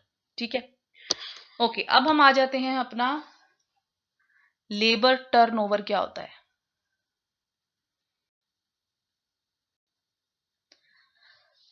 लेबर टर्नओवर का मतलब होता है चेंज, लेबर फोर्स में चेंज, कितने आए कितने गए एक ऑर्गेनाइजेशन में एक पर्टिकुलर पीरियड के अंदर। ठीक है, कोई भी ऑर्गेनाइजेशन हो, कोई भी इंडस्ट्रियल यूनिट हो, वर्कर अपनी जॉब छोड़ते हैं और उनकी जगह पे नए वर्कर आते हैं। ये जो वर्कर छोड़ के गए और नए वर्कर आए, इनके जो रेशो होता है उस रेशो को कहते हैं लेबर टर्नओवर रेशो। ठीक है, ये जो लेबर का आना और जाना है इसका जो रेशो होता है उसे कहते हैं लेबर टर्नओवर रेशो। नाउ अगर किसी भी फैक्ट्री को जितने लेबर आते हैं उससे ज्यादा छोड़ के जाते हैं, ज्यादा लेबर छोड़ के जाता है, तो आपका लेबर टर्नओवर रेशो हाई रहता है और ये आपके लिए खतरनाक होता है। ठीक है, और अगर आपको जो वर्कर छोड़ के जाते हैं उनका रेशो कम होता है तो ये लो टर्नओवर रेशो होता है। नाउ एक हाई टर्नओवर रेशो किसी भी फर्म के लिए कॉस्टली होता है, बहुत महंगा होता है और जिसे अवॉइड करना चाहिए। क्यों अवॉइड करना चाहिए? क्योंकि अगर ज्यादा मजदूर आपको छोड़ के जा रहे हैं इसका मतलब एक तो आपका काम सफर करेगा, जब कोई मजदूर आपके पास छोड़ के जाएगा तो नया मजदूर आने में टाइम तो लगेगा ही। दूसरा, अच्छे मजदूर आपके पास कम आएंगे, क्योंकि जब वो ये देखेंगे ना कि पहले ही बहुत से मजदूर हैं यहाँ पे काम नहीं पर करना पसंद नहीं करते, वे छोड़ के चले जाते, तो हम क्यों यहाँ पे जाके काम करें, हम कहीं और काम करेंगे। तो अच्छे मजदूर को रखना मुश्किल हो जाता है। फिर आप नए मजदूर लगाते भी हो तो उनकी रिक्रूटमेंट करने में, सिलेक्शन करने में, ट्रेनिंग देने में बहुत ज्यादा टाइम भी लगता है और बहुत ज्यादा खर्चा भी आता है। तो ये आपके लिए खतरनाक ही होता है, कॉस्टली होता है, तो आपको इसको अवॉइड करना चाहिए। अब लेबर टर्नओवर के क्या क्या रीजन हो सकते हैं? भाई लेबर टर्नओवर के रीजन या तो हो सकते हैं भाई उसने रिजाइन कर दिया हो, तो रेजिग्नेशन है नीचे रीजन है। या हो सकता है कि एम्प्लॉयर ने ही निकाल दिया हो किसी वजह से, ठीक है। या कोई ऐसा रीजन भी हो सकता है जो किसी के भी कंट्रोल में ना हो, जैसे उसको कोई ऐसी खतरनाक बीमारी हो गई हो कि वो काम करने की हालत में ना हो, या उसको कोई एक्सीडेंट हो गया है, या उसकी डेथ हो गई है, जो किसी के कंट्रोल में नहीं हो, वो भी एक रीजन हो सकता है। ओके, रेजिग्नेशन अगर कोई एम्प्लॉय देता है, कोई वर्कर देता है, तो उसके लिए क्या क्या कारण हो पॉसिबल हो सकते हैं? पहला तो है कि आप उनको बहुत ही कम वेजेस पे कर रहे हो, आपकी जो वेज रेट है वो बहुत ही लो है। अगर आप उनको कम वेजेस पे करोगे तो कहीं भी उन्हें ज्यादा वेजेस मिलेंगे, वो वहां पे चले जाएंगे, ठीक है। तो रेजिग्नेशन का एक रीजन ये है। दूसरा, आपकी जो वर्किंग कंडीशन है फैक्ट्री की वो बहुत खराब है, ना अच्छी वेंटिलेशन है, ना अच्छी हवा आती है, ना लाइटिंग की सुविधा है, ना कुछ। सुपरवाइजर ऐसा है जो बहुत ही गंदे तरीके से बात करता है मजदूरों से। आपके जो वर्किंग आवर्स हैं, घंटे जो है काम करने के बहुत ज्यादा है, ठीक है। तो वर्कर थक जाते हैं, तो इस वजह से भी वो रिजाइन कर देंगे, कहीं और जाके काम करेंगे। Then lack of safety measure भी हो सकता है एक reason. Lack of safety measure का मतलब होता है कि सुरक्षा के साधन आपके पास प्रॉपर नहीं है। भैया आप फैक्ट्री में काम करते हो, मशीनें चलाते हो, बड़ी बड़ी मशीन होती हैं, तो कई बार आपने सुना भी होगा फैक्ट्री में किसी का हाथ कट गया, किसी मजदूर का, ठीक है, या किसी की डेथ हो गई, तो करंट लग गया, तो इस तरह की जो बहुत सी चीजें हो सकती है, आग लगने का खतरा होता है फैक्ट्रियों में। तो उन सब चीजों से सुरक्षा के लिए आपके पास सेफ्टी के मेजरमेंट्स पूरे नहीं है, तो इस वजह से भी मजदूर आपके पास से काम छोड़ के जा सकते हैं। और हो सकता है कि उनको किसी और वजह से भी डिससेटिस्फेक्शन हो, वो आपसे संतुष्ट नहीं है आपकी आपकी फैक्ट्री में काम करने की। जैसे बहुत ज्यादा लंबे घंटों तक उन्हें काम करना पड़ रहा है, उन्हें सही काम नहीं दिया गया है, उन्हें प्रमोशन नहीं दिया जा रहा, किसी को ऐसे ही रिश्तेदारी में प्रमोशन दे दिया, कोई उनसे काम उनसे खराब करता है फिर भी प्रमोशन दे दिया, इस तरीके से वो डीमोटिवेट होते हैं। सुपरवाइजर अच्छा नहीं है, ठीक है, चीखता चिल्लाता है, उसके साथ रिश्ते अच्छे नहीं है, दूसरे वर्कर्स के साथ रिश्ते अच्छे नहीं है, या ट्रेनिंग की फैसिलिटी अच्छी नहीं है। तो बहुत से रीजन हो सकते हैं जिसकी वजह से मजदूर जो है वो डिससेटिस्फाई हो जाए और छोड़ के चला जाए। और जहाँ पे महिलाएं काम करती हैं, महिला वर्कर जो होती है, उनके साथ एक बहुत बड़ी प्रॉब्लम होती है कि मैरिज, शादी जो होती है, तो बहुत सारी महिलाएं होती हैं जो शादी की वजह से काम को छोड़ देती हैं, उन्हें छोड़ना पड़ जाता है। तो ये बहुत सारे, ये आपके कुछ रीजन हैं जिसकी वजह से आपके मजदूर जो हैं वो आपको रेजिग्नेशन देते हैं, ठीक है। अब रेजिग्नेशन की दूसरी, अब हम आ जाते हैं डिस्चार्ज पे। Discharge by employer. Discharge by का मतलब होता है जब एम्प्लॉयर ही काम किसी, क्या क्या रीजन हो सकते हैं इसके? हो सकते हैं कि डिसोबीडियंस हो, वर्कर उसकी बात ना मानता हो, अपना काम ठीक से नहीं करता हो, रूल रेगुलेशन का पालन नहीं करता हो, पंक्चुअल ना हो, मतलब ना टाइम पे आना ना टाइम पे जाना, ड्यूटी पे ध्यान नहीं देता हो, एक्सीडेंट बहुत ज्यादा करता हो, उसको कोई ऐसी डिजीज जो दूसरों में फैल सकती है, उसका कैरेक्टर अच्छा नहीं है, ठीक है, शराब पीता है ड्यूटी के ऊपर। तो बहुत सारे कारण हो सकते हैं कि एम्प्लॉयर को उसे निकालना पड़ जाए। अब ऐसे कोजेज जो आपकी कंट्रोल में नहीं है, पहला तो यही है अभी वर्कर की डेथ हो जाए, उसको एक्सीडेंट हो जाए, वो काम करने की हालत में ना रहे। एक ये भी हो सकता है कि आप जिस इंडस्ट्री में हो वो सीजनल नेचर की है। सीजनल नेचर का मतलब होता है कि एक पर्टिकुलर सीजन के अंदर ही आपका काम बनता है। जैसे मान लीजिए मिठाई वाला ले लो, ठीक है, यूं तो मिठाई की दुकान में पूरा साल मिठाई बन सकती है, पर सीजनल नेचर का मतलब होता है एक पर्टिकुलर सीजन में उनका बिजनेस बहुत ज्यादा रहता है, मजदूरों की संख्या वहां तब उनको ज्यादा चाहिए होती है। जैसे शादी का सीजन हो गया, त्योहार का सीजन हो गया, उसके अलावा उनके पास इतना काम नहीं रहता, तो इतने मजदूरों की उन्हें जरूरत भी नहीं पड़ती। तो एम्प्लॉयर क्या करेगा, जब सीजन ऐसा होगा, जब उनको ज्यादा बिजनेस है, तब ज्यादा मजदूर लगा लेगा, और बाकी सीजन में जब बेसिकली जब सीजन नहीं रहा, ठीक है, काम कम हो गया, तो मजदूरों को हटा देगा और दो चार ही रख लेगा जितने की उसको जरूरत है। तो ये कुछ रीजन हो सकते हैं जिस वजह से आपके लेबर टर्नओवर होगा। अब लेबर टर्नओवर का आपकी कोस्ट के ऊपर क्या इफेक्ट पड़ता है, ठीक है। लेबर टर्नओवर अगर normal rate of labour turnover से ज्यादा होता है तो उसे कहते हैं हाई टर्नओवर, और अगर कम होता है तो हम उसे कहते हैं लो टर्नओवर, ठीक है, इतना तो क्लियर है। टर्नओवर को लो रखना हमेशा बेहतर ऑप्शन होता है। लो टर्नओवर का मतलब है कि आपके पास जो मजदूर हैं वो आपके पास बने रहते हैं, आपको छोड़ के नहीं जाते और आपको उन्हें हटाने की जरूरत नहीं पड़ती है। ठीक है, स्टेबिलिटी है आपके पास। तो ये टर्नओवर को लो रखना, कम रखना जरूरी होता है। ठीक है, लेकिन ऐसा नहीं है कि हर बार आपके पास अगर लो टर्नओवर होगा तो आपका प्रोडक्शन बहुत ज्यादा होगा, मतलब आप बहुत ज्यादा प्रोडक्टिव होगे। इसके भी बहुत सारे रीजंस होते हैं। ठीक है, हो सकता है आपकी फैक्ट्री में लो टर्नओवर हो, लेकिन आपके पास जो मजदूर लगे हुए हैं उनका स्टैंडर्ड कम है या वो इतने एफिशिएंट नहीं है, तो वो आपको इतना अच्छा प्रोडक्शन नहीं करके देते। भाई आपका टर्नओवर लो है, मतलब है कि मजदूर आपके साथ बने रहते हैं, आपको छोड़ के नहीं जाते। ठीक है, एक दो चले गए लेकिन ज्यादातर आपके पास मेंटेन रहते, तो टर्नओवर लो है। लेकिन हो सकता है जो मजदूर आपके पास हैं वो इतने एफिशिएंट नहीं है अपने काम में, और इसलिए वो अच्छा ज्यादा प्रोडक्शन आपको नहीं करके देते। तो लो टर्नओवर का मतलब ये नहीं होता कि आपकी प्रोडक्टिविटी बेहतर है, बस लो टर्नओवर का मतलब ये होता है कि मजदूर आपके पास बने रहते हैं। ठीक है, ओके। नाउ हाई जो होता है उसके आपके ऊपर एडवर्स इफेक्ट होते ही होते हैं। कैसे एडवर्स इफेक्ट? जैसे कि मैं बता चुकी हूँ, वर्कर्स चेंज होंगे तो प्रोडक्शन पे फर्क पड़ेगा। ठीक है, पहली बात तो अगर मेरे पास से वर्कर छोड़ के चला गया तो जब तक मेरे पास नया वर्कर नहीं आता मेरा प्रोडक्शन कम हो जाएगा। फिर नया वर्कर आएगा, उसकी रिक्रूटमेंट सिलेक्शन में खर्चा करो, उसे ट्रेन करने में टाइम लगाओ, फिर वो काम जब करेगा तो धीरे धीरे करना स्टार्ट करेगा, उतनी स्पीड नहीं पकड़ पाएगा एकदम से, तो तब मेरा प्रोडक्शन कम हो जाएगा। ठीक है, हो सकता है उनको टूल मशीन हैंडल करने में परेशानी हो, कोई गड़बड़ भी कर दे वो। ठीक है, रॉ मटेरियल का लॉस कर दे। तो ऐसे बहुत सारे मेरे पास ऊपर किसी भी फर्म के ऊपर जो है मतलब लागत हमारी बढ़ जाती है अगर लेबर टर्नओवर ज्यादा हो तो। ठीक है, एक्सीडेंट के चांसेस बढ़ सकते हैं आपके पास। तो इस तरीके से बहुत सारी कॉस्ट आपकी बढ़ जाती है। अब हम आते हैं थोड़े से प्रैक्टिकल कॉन्सेप्ट के ऊपर। ठीक है, कि जो लेबर टर्नओवर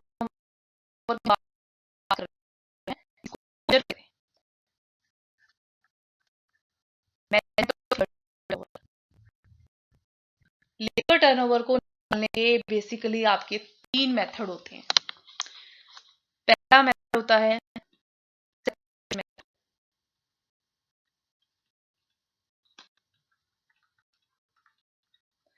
दूसरा मेथड होता है रिप्लेसमेंट मेथड,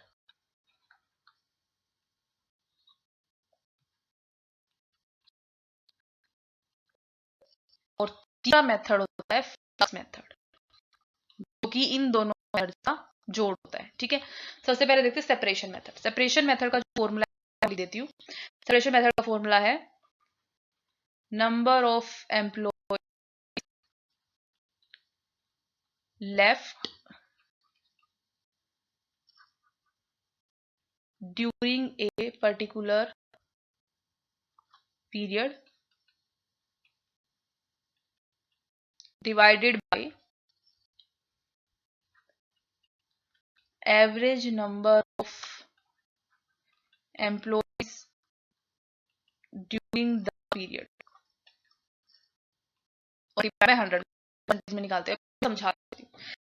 सेपरेशन मेथड का, सेपरेशन का मतलब होता है सेपरेट होना, अलग होना। आपको सेपरेशन मेथड बेसिकली क्या है, हम ये देखते हैं कि एक पर्टिकुलर पीरियड में, फॉर एग्जांपल एक साल में कितने मजदूर हमारे पास बने रहते हैं, उसके मुकाबले कितने मजदूर हमें छोड़ के चले जाते हैं। ये होता है सेपरेशन मेथड। तो सबसे पहले हम लेते हैं number of employees left during a particular period की। एक पर्टिकुलर पीरियड में, जिसे हम एक ईयर मान के चल लेते हैं, तो एक ईयर में कितने मजदूर आपको छोड़ के चले गए। इसको हम कंपेयर किससे करते हैं, किसके साथ इसको कंपेयर करते हैं हम? Average number of employees during the period. जिस पीरियड की हम बात कर रहे हैं, जिस साल की हम बात कर रहे हैं, उसमें कितने एम्प्लॉइज, एवरेज ऑफ एम्प्लॉय हमारे पास कितने थे। अब यहाँ एवरेज नंबर ऑफ एम्प्लॉइज हम इसलिए लेते हैं क्योंकि साल की शुरुआत से लेकर साल के अंत तक नंबर ऑफ एम्प्लॉइज की संख्या सेम नहीं रहती है, घटती बढ़ती रहती है। तो इसलिए हम ऑन एन एवरेज लेते हैं कि पूरे साल हमारे पास कितने मजदूर बने रहे। मान लो भी साल की शुरुआत आपने करी थी 100 मजदूरों से, फिर 50 छोड़ के चले गए, 50 रह गए, फिर 30 आ गए, 80 हो गए। अब साल के आखिर में आपके पास 85 मजदूर हैं। ठीक है, ऑन एन एवरेज पूरे साल कितने मजदूर बने रहे, तो इनका एवरेज निकाल लेंगे। ठीक है, उसके मुकाबले कितने मजदूर आपको छोड़ के गए। तो अगर आप यहाँ पे ध्यान देखो, जो मैंने ध्यान दो, अगर मैंने लिखा है आपको जो मजदूर छोड़ के गए हैं वो है 50। 50 मजदूर आपको यहाँ पे छोड़ के गए थे, ठीक है। तो कितने छोड़ के गए उसके मुकाबले कितने मेरे पास पूरे साल बने रहे, ठीक है। और एवरेज मजदूर निकालने का तरीका होता है at the beginning plus divide by, इसे कहते हैं हम average number of employees. Okay, so 185/2 हो जाएगा यहाँ पे। रिप्लेसमेंट मेथड का मतलब होता है, रिप्लेसमेंट होती है किसी को रिप्लेस कर देना, ठीक है। सेपरेशन मेथड में हम क्या देखते हैं कि कितने हमें छोड़ के गए। रिप्लेसमेंट मेथड में हम देखते हैं जितने हमें छोड़ के गए थे उनके बदले हमने कितने लगा लिए, कितनों को रिप्लेस कर दिया, ठीक है।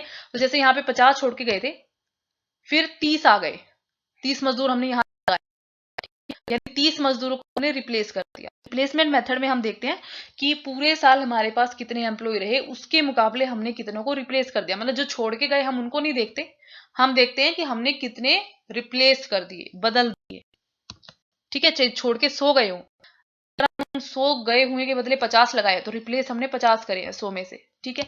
तो ये होता है आपका number of replacement divided by में नंबर ऑफ एवरेज एम्प्लॉइज।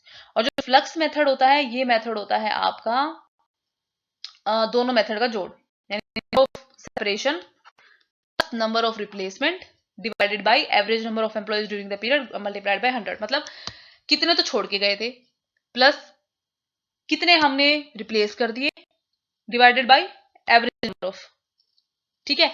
तो इस केस में ही देख लो, मान लो ये 80 रह गया आखिर तक, ठीक है।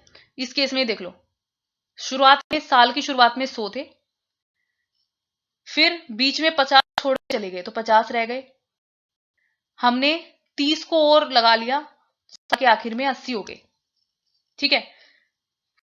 ये चीज अब सेपरेशन मेथड, सेपरेट कितने हुए हमसे 50 हमें, तो ये तो निकलेगा 50 बटे एवरेज नंबर, एवरेज कितने रहे पूरे साल के दौरान 180, बिगिनिंग में कितने थे, एंड में कितने थे 180/2 90,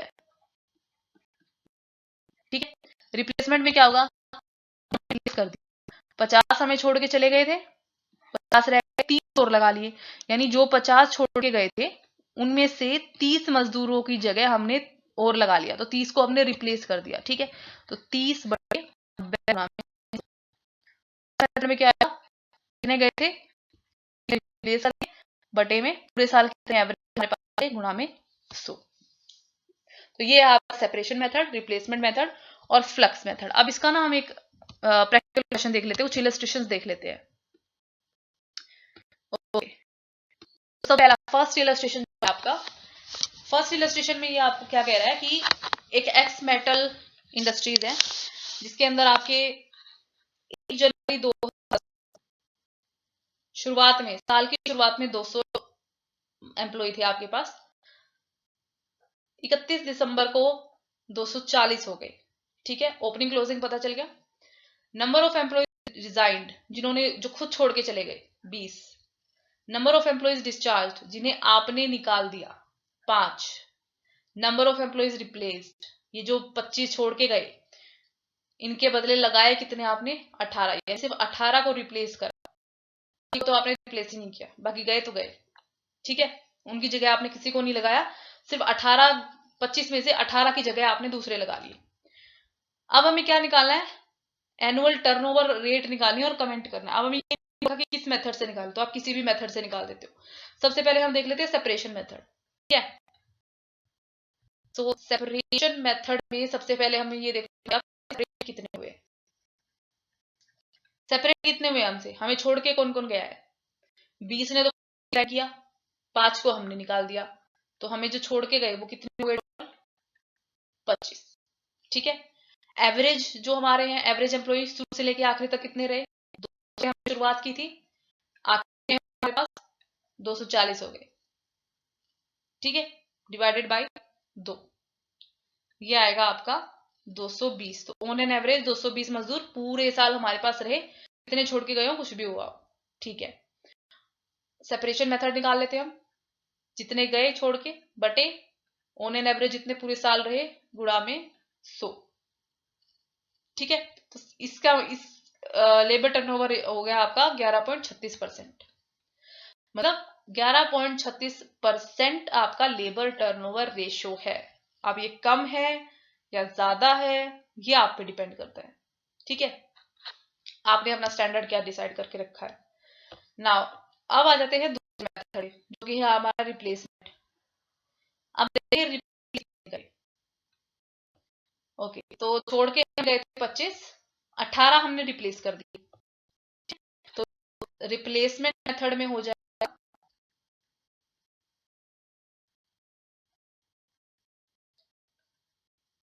करें 18 बटे ऑन एन एवरेज हमारे पास रहे 220 गुना 100। अगर हम रिप्लेसमेंट की मदद से लेबर टर्नओवर निकालते हैं तो लेबर टर्नओवर आता है 8.18%। ठीक है, और अगर हम फ्लक्स मेथड निकालते हैं तो दोनों का जोड़ 25 प्लस 18 बटे 220, ये आएगा हमारा 19.54% लेबर टर्नओवर रेशो। ठीक है, ये हाई टर्नओवर रेशो है आपका, और मैनेजमेंट को क्या करना चाहिए, यहाँ पे सुधारने की कोशिश करनी चाहिए। कैसे सुधार सकते हैं, या तो कोशिश करें कि आपको रिजाइन ना करके जाए मजदूर, क्योंकि अगर आप देखो ना, आपको जो मजदूर छोड़ के गए हैं 20 रिजाइन है, आपने सिर्फ 5 को निकाला है, मतलब आपकी फर्म में आपके मजदूर इतने खुश नहीं है, इसी वजह से वो छोड़ छोड़ के आपको जा रहे हैं। ठीक है, तो कोशिश करो कि आप उनको सेटिस्फाई रखो, संतुष्ट रखो, कि देखो भैया आप उनको सही वेजेस दे रहे हो या नहीं, देखो कि आपकी फैक्ट्री में काम करने की हालत सही है या नहीं है, सुपरवाइजर अच्छा है या नहीं है, उनके आपस के बीच के रिलेशन कैसे हैं। तो बहुत सारी चीजें उन सबको आप चेक करो, कहाँ दिक्कत आ रही है जिसकी वजह से आपको इतने सारे एम्प्लॉयज जो हैं रिजाइन करके चले जाते हैं। ठीक है, ओके, नाउ एक चीज और यहाँ पे देखने लायक है, अगर आप गौर करो, 20 ने रिजाइन किया, 5 को आपने निकाला, गए 25। ठीक है, गौर करना जो मैं बोल रही हूँ। रिप्लेस आपने किया 18 को, 25 में से 18 को आपने रिप्लेस कर दिया, मतलब 25 जो आपके पास से गए उनमें से 18 के बदले आपने नए मजदूर लगाए। ठीक है, कितने हो गए ये,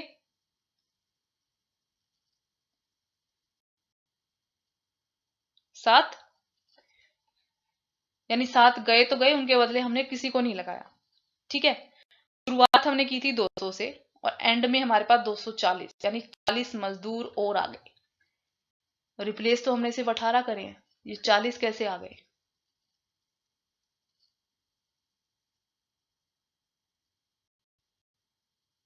ठीक है, ये कैसे आ गए, ये 7 जो आपने तो रिप्लेस ही नहीं किए थे, तो ये 47 हो गए, कैसे आए ये मजदूर आपके पास, 47 न्यू रिक्रूटमेंट। तो इसका मतलब है आपकी नई जॉब पे आपने इनको लगाया अपनी फैक्ट्री के अंदर। ठीक है, या आपका प्रोडक्शन बढ़ गया था जिस वजह से आपने ज्यादा रिक्रूट कर लिए। ठीक है, तो इसका ये मतलब होता है। लेकिन मतलब रिजाइन किया, छोड़ के गए, और रिप्लेस आपने सिर्फ 18 को किया है। रिप्लेस का मतलब ध्यान रखना, रिप्लेस, किसी की जगह किसी और को लगाना। न्यू रिक्रूटमेंट नहीं होती रिप्लेसमेंट। रिप्लेसमेंट का मतलब होता है ये छोड़ के गए थे, इनमें से इतने की जगह दूसरे को लगा लिया। 18 को आपने रिप्लेस किया है, लेकिन हो सकता है आपने 50 को नयों को लगा लिया। ठीक है, तो रिप्लेसमेंट में और नई रिक्रूटमेंट में फर्क होता है, तो इस बात को ध्यान में रखना। ओके, अब हम देखते हैं सेकेंड इलस्ट्रेशन हमारा क्या कह रहा है।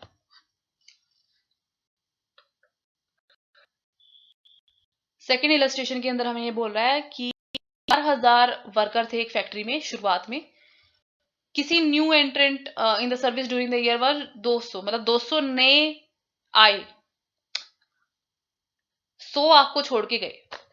लेबर टर्नओवर रेशियो निकालो। ठीक है, तीनों से निकाल लेते हैं। अब ध्यान देखो मैं क्या करती हूँ। 4000 शुरुआत में थे, 200 आए, 100 छोड़कर चले गए, आखिर कितने बच गए आपके पास, 4100। ठीक है, ये बिगिनिंग ईयर की, ये ईयर का एंड है। तो ऑन एन एवरेज 4000 प्लस 4100 बटे 2, ऑन एवरेज इतने मजदूर मेरे पास हमेशा अवेलेबल थे।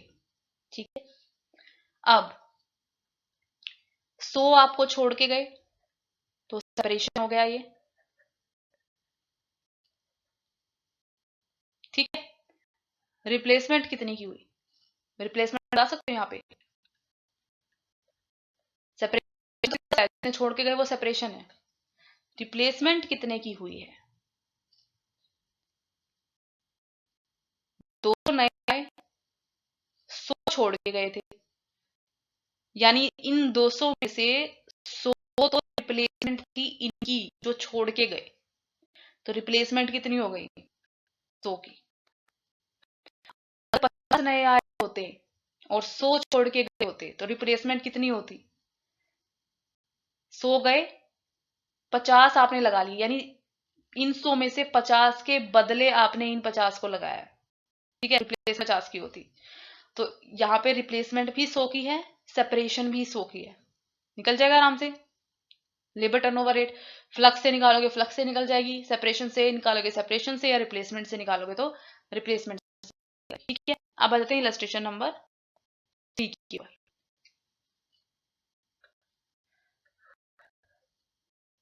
इलस्ट्रेशन नंबर 3 आपको कह रहा है अकाउंटेंट ऑफ ये लिमिटेड हैज कंप्यूटेड, इसने लेबर टर्नओवर रेट निकाली है, क्वार्टर के लिए निकाली है, जो खत्म होता है, क्वार्टर का मतलब है 1 जनवरी से लेकर 31 मार्च, क्वार्टर मतलब 3 महीने, ठीक है, 2010। तो 3 इसने लेबर कॉस्ट निकाली है, 10%, 5%, 3%, फ्लक्स मेथड से भी, रिप्लेसमेंट से भी, सेपरेशन से भी। फ्लक्स मेथड से जब इसने लेबर टर्नओवर रेशो निकाला, रेट निकाली तो 10% आई, रिप्लेसमेंट मेथड से निकाली तो 5% आई, सेपरेशन मेथड से निकाली तो 3% आई, ठीक है। If the number of workers replaced during that quarter is 30, मतलब 30 मजदूरों को अगर आपने रिप्लेस किया तो आपको वर्कर्स रिक्रूटेड एंड ज्वाइंट, कितने वर्कर आपने लगाए इन 3 महीनों में, कितने आपको छोड़ के गए, ये दोनों चीजें आपको निकाल के देनी है, ठीक है। ये बेसिकली है फॉर्मूले में कौन सी चीज हमें दे रखी है उसको वहां पुट कर देंगे, और नेक्स्ट जो बची हुई चीज है वो आ जाएगी, ठीक है। सबसे पहले देख लो क्या क्या दे रखा है हमें, तीनों तो रेशो दे रखे हैं, तीनों रेट, और रिप्लेस्ड कितने रिप्लेस करे। सबसे पहले रिप्लेसमेंट मेथड, रिप्लेसमेंट मेथड होता है जितने रिप्लेस करे बड़े नंबर ऑफ वर्कर्स जो रहे आपके पास, में 100 क्या आ जाएगी, रेट, रेट तो दी हुई है पहले से 5%, ठीक है, हो गया। क्रॉस मल्टीप्लीकेशन करें, ये तो इन दोनों को गुणा करोगे तो हो जाएगा 3000, बट एवरेज नंबर बराबर है 5, cross multiplication 5 average number of workers बराबर है 3000, एवरेज नंबर ऑफ वर्कर्स कितने हो गए, 3000 बटे 5, 600, एवरेज आ गया। सेपरेशन लो, सेपरेशन मेथड क्या होता है, कितने हुए बटे एवरेज नंबर, अभी निकाला हमने 600, हमें 100 बराबर है रेट चाहिए, रेट हमें पहले दी हुई है 3 रुपए, ठीक है, ये दे रखी है।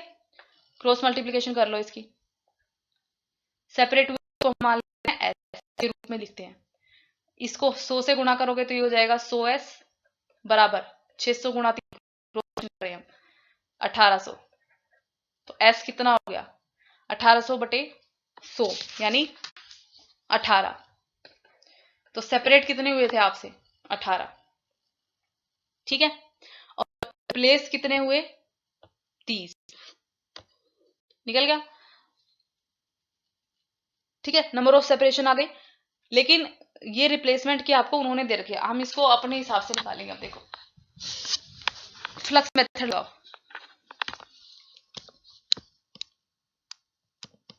फ्लक्स मेथड में क्या आएगा, number of separation 18 number of accession हम मान लेते हैं a divided by average number आया था हमारा 600, फ्लक्स की रेट भी दे रखी है तो हम इससे भी निकाल लेते हैं, ठीक है। ये आप अगर क्रॉस मल्टीप्लिकेशन सब कुछ करोगे तो ये हो जाएगा, ये आएगा आपका 42, ठीक है। ए का मतलब है नंबर ऑफ एक्सेशन, यहां हमने क्या निकाला है, सेपरेशन, हमने रिप्लेसमेंट नहीं निकाली, यहां हमने निकाला है टोटल नंबर ऑफ एम्प्लॉइज जो आपको ज्वाइन करा है जिन्होंने, ठीक है, जो आपके पास आए हैं, आपने जिनको अपने यहाँ पे लगाया है। फॉर्मूले में हमने सिर्फ एक चीज चेंज कर दिया फ्लक्स वाले में। फ्लक्स में हम लेते थे सेपरेशन प्लस रिप्लेसमेंट, तो रिप्लेसमेंट तो हमारे पास पहले से ही है 30, ठीक है। हमने क्या किया, जितने छोड़ के गए प्लस जितने आपने लगाए बटे में एवरेज, तो छोड़ के गए तो अभी हमने निकाला है, टोटल जितने लगाए उसकी जगह ए लिख लिया हमने, ये आ गया आपका 42, करेक्ट। तो 18 गए थे, 30 को रिप्लेस किया था, और 42 ऐसे हैं जिनको आपने, जो नए हैं और जिन्होंने आपको ज्वाइन किया है। ओके, अब आ जाते हैं क्वेश्चन नंबर 4 की तरफ। ठीक है, अब ये क्या कह रहा है, थोड़ा सा अलग क्वेश्चन है ये।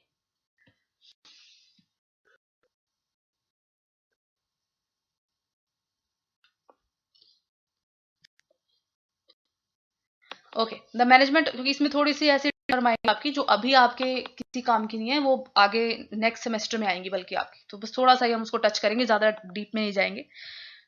पब्लिकेशन है, इसकी मैनेजमेंट वरीड है, क्यों? क्योंकि उनका लेबर टर्नओवर रेशो बढ़ गया है, ठीक है, और वो देखना चाहती है कि कितने प्रॉफिट जा रहे हैं टर्नओवर बढ़ने की वजह से, कितने प्रॉफिट उनके कम हो रहे हैं।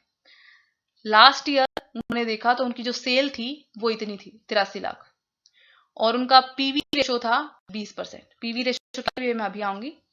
Total number of actual direct labour 4.45 lakh, मतलब इतने नंबर ऑफ एक्चुअल आवर उन्होंने काम किया था, ये घंटे हैं, 4.45 लाख घंटे, जिसकी वजह से as a result of delay by filling vacancy due to labour turnover, labour turnover ज्यादा है कंपनी का। मैंने आपको बताया था जब लेबर टर्नओवर ज्यादा होता है, जो नए मजदूर आप लगाते भी हो तो उसमें भी टाइम लगता है, ठीक है। तो डीले की वजह से इतने प्रोडक्टिव आवर लॉस्ट हो गए आपकी। प्रोडक्टिव आवर लॉस्ट का मतलब है, अगर वो ये डीले नहीं होता और आप मजदूरों को टाइम पे लगा लेते तो 1 लाख घंटे वो मजदूर काम करके आपको प्रोडक्शन दे सकते थे, लेकिन क्योंकि आपने डीले कर दिया तो अब 1 लाख घंटे जहां जब काम हो सकता था वो वेस्ट हो गए, ठीक है। एक्चुअल डायरेक्ट लेबर आवर है आपके 30,000 आवर, जो ट्रेनिंग में यूज हुए हैं। अब नए लगाए हैं आपने, उनको ट्रेन भी तो करना पड़ेगा। एक्चुअल डायरेक्ट लेबर आवर है, ठीक है, आपका डायरेक्ट लेबर के जो एक्चुअल आवर है जिनमें काम किया है उसमें से 30,000 घंटे तो नए रिक्रूटमेंट को ट्रेनिंग करने में लग गए, जिसमें से half of the hours were unproductive. अभी 30,000 से भी हाफ प्रोडक्टिव थे, मतलब ट्रेनिंग 30,000 घंटे चली पर असली ट्रेनिंग तो सिर्फ 15,000 घंटे हुई, बाकी 15,000 घंटे तो ऐसे ही वेस्ट थे, ये कहना चाहता है, ठीक है। कॉस्ट क्या क्या आई, सबसे पहले है settlement cost due to leaving. आप छोड़ के गए, हो सकता है आपके ऊपर केस कर दिया हो किसी ने, ठीक है, या किसी की मजदूरी रहती हो तो उसको सेटलमेंट करने के चक्कर में आपके इतने 43,820 रुपए लगे वहां पे। रिक्रूटमेंट की कॉस्ट और सिलेक्शन की कॉस्ट, नए मजदूर भी तो लगाए ना जो आपको छोड़ के गए, काम तो चलाना है, उस पर इतनी इतनी कॉस्ट आई, ऊपर से उनको ट्रेनिंग देने में भी कॉस्ट आई, ठीक है। Assuming that the potential production lost as a consequence of labor turnover could have been sold at prevailing prices, आपको प्रॉफिट फोरगोन निकालना है, मतलब जितना प्रॉफिट का, जितना आपको नुकसान हुआ बेसिकली, कितना प्रॉफिट आपको छोड़ना पड़ा। अगर ये सब ड्रामा नहीं होता, अगर ये मजदूर आपको नहीं छोड़ के जाते तो कितना प्रॉफिट आप कमा सकते थे जो अब आप नहीं कमा पाए, वो प्रॉफिट की अमाउंट निकालनी हमें, ठीक है। अब ध्यान रखना, ये जो कॉस्ट दे रखी है तो साफ साफ दे रखी है, पर यहाँ कॉस्ट सिर्फ यही नहीं है, कॉस्ट वो घंटे भी हैं जो आपने वेस्ट हो गए, जो आपके वो प्रोडक्टिव आवर, जब आप प्रोडक्शन करके प्रॉफिट कमा सकते थे, ठीक है, वो प्रोडक्टिव आवर भी आपके लॉस हो गए। जो प्रोडक्शन का लॉस वहां पे हुआ है वो भी आपका लॉस है, जो यहाँ साफ साफ दिखा नहीं रखा, लेकिन वो हमें कैलकुलेट करना पड़ेगा, ठीक है। ओके, सो सबसे पहले तो मैं आपको एक बात बताना चाहूंगी, यहाँ एक नई टर्म का इस्तेमाल हो रहा है आपके लिए, PV ratio, profit volume ratio बोलते हैं इसको। पीवी रेशो क्या होता है, सबसे पहले तो हम ये देखेंगे। वैसे तो ये टर्म आपकी अभी ये आपका यूज नहीं होगा, क्योंकि नेक्स्ट सेमेस्टर में आपका इससे आपका सामना पड़ेगा, तो अभी इतना डिटेल में नहीं जाएंगे, ठीक है। पीवी रेशो होता है आपका सेल्स माइनस वेरिएबल कॉस्ट का सेल्स से रेशो, इसे हम कहते हैं पीवी रेशो, ठीक है। या फिर इसको हम दूसरे तरीके से लिखते हैं फिक्स्ड कॉस्ट प्लस प्रॉफिट, इसका सेल्स से रेशो, इसे हम कहते हैं PV ratio. Sales minus variable cost को हम बोलते हैं कंट्रीब्यूशन। बेसिकली हमें क्या देखते हैं, सेल वेरिएबल कॉस्ट क्या होती है, जो चेंज होती रहती है प्रोडक्शन के साथ, ठीक है। सेल में से वेरिएबल कॉस्ट घटा दी मैंने, वो जो आई कॉस्ट, जो फिक्स कॉस्ट, जो भी कॉस्ट आई, सेल के मुकाबले वो कॉस्ट कितनी है, जितने की आपने सेल की उसके मुकाबले वो जो कॉस्ट है, वो कंट्रीब्यूशन है, वो कितना है, इसको हम कहते हैं पीवी रेशो। ठीक है, ये कंट्रीब्यूशन और सेल्स की रिलेशनशिप दिखाता है, जिसे हम परसेंटेज के फॉर्म में लिखते हैं। इससे हमें यह भी पता चलता है कि चेंज प्रॉफिट है उसकी जो रेट ऑफ चेंज है वो कितनी है, ठीक है, सेल में चेंज होने की वजह से। अब देखो मैं इस चीज को ना और ज्यादा तोड़ के आपको दिखाती हूँ, इसी चीज को मैं और तोड़ के दिखाती हूँ। सेल्स किस किस चीज से बनी होती है, वेरिएबल कॉस्ट, फिक्स्ड कॉस्ट, क्यों, टोटल कॉस्ट प्लस प्रॉफिट का परसेंटेज। याद है कुछ, हमारी किसी भी प्रोडक्ट को बनाने जो टोटल लागत आती है, हम उसमें एक प्रॉफिट अपना मार्जिन डिसाइड करते हैं, वो जोड़ते हैं, और इन दोनों को जोड़ के जो प्राइस आता है उस पे हम सामान को बेच देते हैं, ठीक है। सेल क्या होता है, सॉरी कंट्रीब्यूशन, पीवी रेशो क्या होता है, इस कंट्रीब्यूशन का सेल से रेशो, ठीक है। इसमें हम क्या करते हैं, वेरिएबल कॉस्ट होती है जो प्रोडक्शन के साथ बदलती रहती है, प्रोडक्शन हो ना हो फिक्स्ड कॉस्ट हमेशा आती ही आती है, ठीक है। सेल माइनस वेरिएबल कॉस्ट, अगर मैं इस सेल में से ये वेरिएबल कॉस्ट घटा दूं, ये सेल किन चीजों से बनी है, variable cost, fix cost, profit, अगर मैं इस सेल्स में से ये वेरिएबल कॉस्ट माइनस कर दूं तो मेरे पास क्या बचेगा, फिक्स प्रॉफिट, यही तो बचेगा ना, ठीक है। इसी को कहते हैं कंट्रीब्यूशन।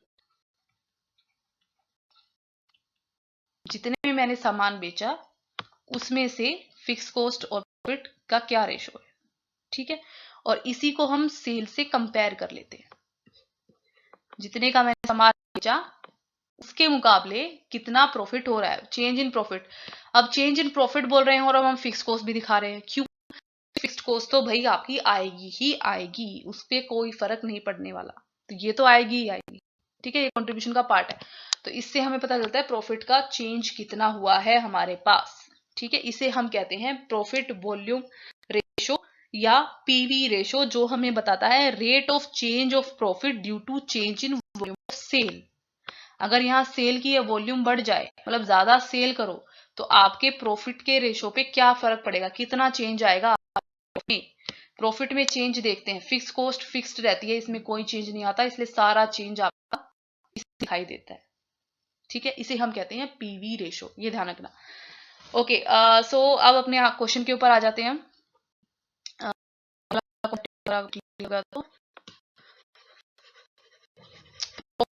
तो वॉल्यूम का मतलब होता है सेल्स की वॉल्यूम, जितनी आप सेल करते हो, ठीक है। तो प्रॉफिट का वॉल्यूम से क्या रेशो है, नाउ आ जाते हैं। अब हमें कॉस्ट बतानी है, अभी ये जो सारा छोड़ के गए हमने दोबारा लगाए, उस पर जो भी खर्चा वर्चा हुआ उसकी वजह से हमने कितना तो प्रॉफिट छोड़ना पड़ा, ठीक है। ओके,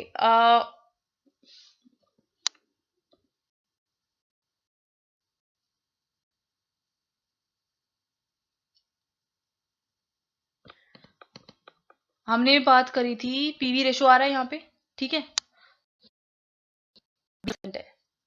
तो पहले ये देख लेते हैं कि आपने, क्योंकि जो प्रॉफिट कंट्रीब्यूशन जो होता है, कंट्रीब्यूशन जो मैंने आपको बताया फिक्स कॉस्ट प्लस प्रॉफिट या sales minus variable cost contribution कहते हैं, ये भी आपका प्रॉफिट का पार्ट होता है। क्योंकि जब आप, अगर आप यहाँ जितने आप बर्बाद हो गए उसमें अगर आप प्रोडक्शन करते तो प्रोडक्ट तो आप उसकी सेल करते तो आपको कंट्रीब्यूशन मिलता, ठीक है, यानी sale minus variable cost, contribution भी आता, तो कंट्रीब्यूशन का भी लॉस हुआ है, इस कंट्रीब्यूशन में प्रॉफिट शामिल है, इसका लॉस हुआ है आपका। ठीक है, तो यहाँ आपने कंट्रीब्यूशन भी लॉस किया है, तो सबसे पहला लॉस तो यही हो गया, कंट्रीब्यूशन। कितना लॉस किया ये निकालना पड़ेगा। ठीक है, बाकी की कॉस्ट तो बिल्कुल क्लियर है, बाकी कॉस्ट तो हमें दे रखी है। मैंने आपसे कहा था ना कि ये कॉस्ट तो साफ है, पर ये जो घंटे बर्बाद हुए हैं ना, इसकी वजह से जो प्रॉफिट आपने छोड़ा है वो निकालना पड़ेगा, वो यही है, ये निकालना। बाकी लिख दें की वजह से 43,820, रिक्रूटमेंट की वजह से 26,740, फिर 12,750 सिलेक्शन में, और 30,490 आपके लगे ट्रेनिंग। ये अमाउंट हमें अब कैलकुलेट करनी, कंट्रीब्यूशन कितना खोया आपने। अब हम ये निकालेंगे कि कितने घंटे आपके बर्बाद हुए, उस घंटे में आप कितना प्रोडक्शन करते, और अगर आप उसमें प्रोडक्शन करते तो उसको बेच के कितनी सेल होती, और उसमें से अगर मैं सारी वेरिएबल कॉस्ट चुका देती तो मेरा कंट्रीब्यूशन कितना बचता, ये सब निकालेंगे हम। सबसे पहले देखते हैं हम एक्चुअल आवर वर्कड, एक्चुअल कितने घंटे काम किया,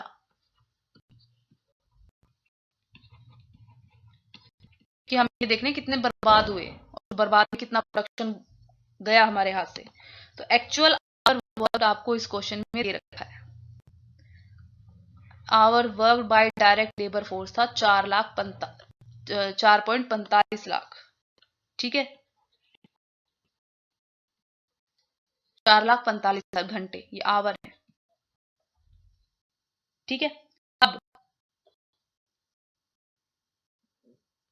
the actual direct labour hours include, ये जो डायरेक्ट एक्चुअल है 4,45,000 घंटे, इसमें क्या शामिल था, included 30,000 hours attributed to training, जिसमें से आधा अनप्रोडक्टिव था। ठीक है, कितना, इतने घंटे मजदूरों ने काम किया लेकिन उसमें से 15,000 वेस्ट, तो 4,30,000 आपके प्रोडक्टिव आवर थे। प्रोडक्टिव आवर जिसका मतलब प्रोडक्ट किया, ठीक है, जिसमें आपका प्रोडक्शन होता है, जिसमें आपका प्रोडक्शन किया। अब सेल पर प्रोडक्टिव आवर निकाल लेते हैं, क्योंकि हमें ये देखना है कि कंट्रीब्यूशन गया है हमारा। ठीक है, तो अब हम निकालते हैं सेल पर प्रोडक्टिव आवर, मतलब एक प्रोडक्टिव आवर, इतने 4,30,000 प्रोडक्टिव है, तो एक घंटे में कितना काम हुआ, कितने की सेल हुई, कितने की सेल बनी, मतलब एक घंटे में आपने कितनी यूनिट बना के बेची, या जितनी यूनिट बेची, जो सेल हुई आपकी, उसमें जितना गुड्स आपने सेल किया, इन 4,30,000 में से एक घंटे में उस सेल में कितना गुड्स आपने बनाया था। तो अगर मान लो मैंने 100 यूनिट बनाई थी टोटल, ठीक है, तो 100 यूनिट मैंने बेची और एक यूनिट मैंने 10 रुपए की बेची, तो टोटल सेल हो गई 1,000। तो मुझे अब देखना है कि एक घंटे में मैंने इस 100 में कितनी यूनिट बनाई थी और वो कितने की बेची, उसकी अमाउंट निकालनी है मुझे बस। ठीक है, तो सेल पर प्रोडक्टिव सेल हमें दे रखी है क्वेश्चन के अंदर, टोटल सेल जो आपने करी है लास्ट ईयर की सेल 83,03,300 लास्ट ईयर की है। ठीक है, एक प्रोडक्टिव आवर में जो आपने गुड्स बना के सेल करे, जो गुड्स बनाए और उनको आगे सेल किया, वो कितने रुपए के सेल हुए, 19 रुपए 31 पैसे। ठीक है, मतलब एक घंटे का काम जो था आपका, वो इतने रुपए में आपको बिका, एक घंटे का काम ने आपको इतने रुपए कमा के दिए, अगर मैं और सिंपल कहूं तो। ठीक है, नाउ अब हमें निकालना है, ये लास्ट ईयर का है, ये ध्यान रखना, ये लास्ट ईयर की बात हो रही है यहाँ पे। लास्ट ईयर की सेल्स थी इतनी, total number of hours work थी इतने, 15,000 इसकी ट्रेनिंग वगैरह की थी ये। अब नेक्स्ट आते हैं, डीले की वजह से वैकेंसी भरने में आपको लेबर टर्नओवर हुआ और 1,00,000 प्रोडक्टिव आवर आपके लॉस हो गए।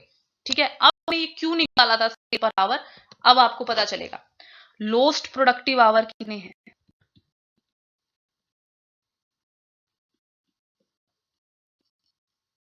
1,00,000। मतलब इन 1,00,000 घंटों में आप कुछ यूनिट बनाते, उन यूनिट को बेचते, पैसा कमाते। अब वो जो पैसा आप कमाते वो आप नहीं कमा पाओगे, वो नहीं आएगा अब आपके पास, क्योंकि ये घंटे बर्बाद हो गए।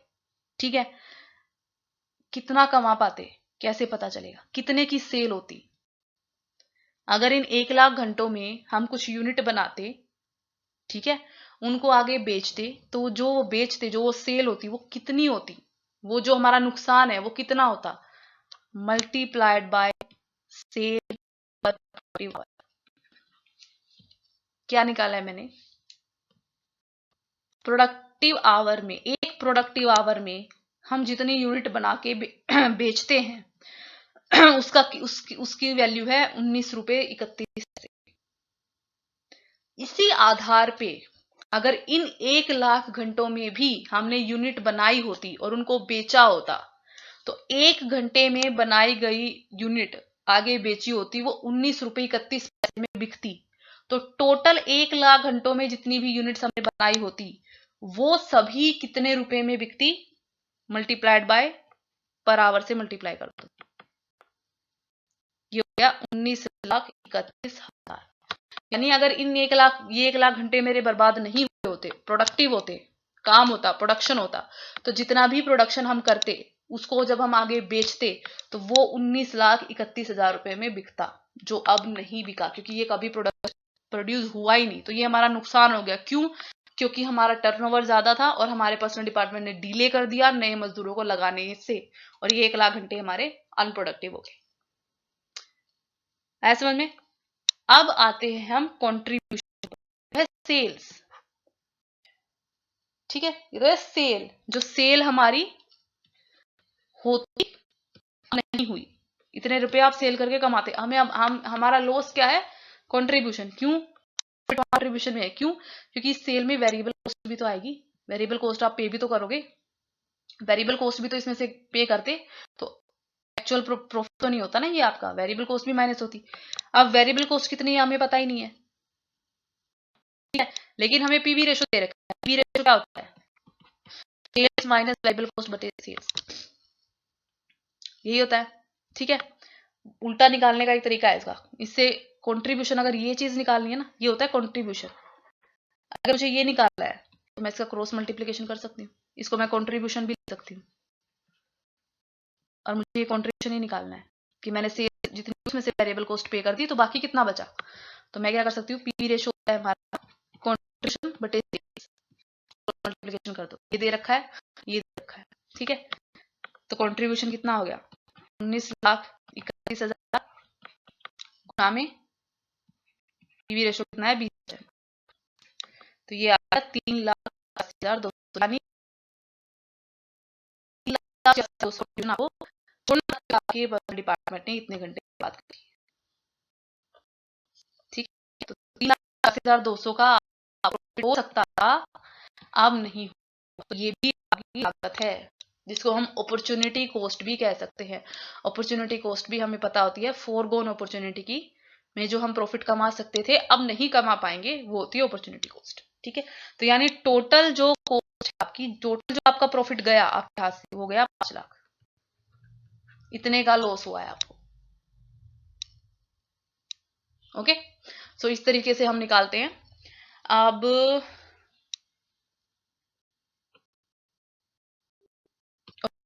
सो लेबर देख लिया। अब एक और पॉइंट के ऊपर आते हैं, कॉस्ट ऑफ लेबर टर्नओवर। दो टाइप की कॉस्ट होती है लेबर टर्नओवर की।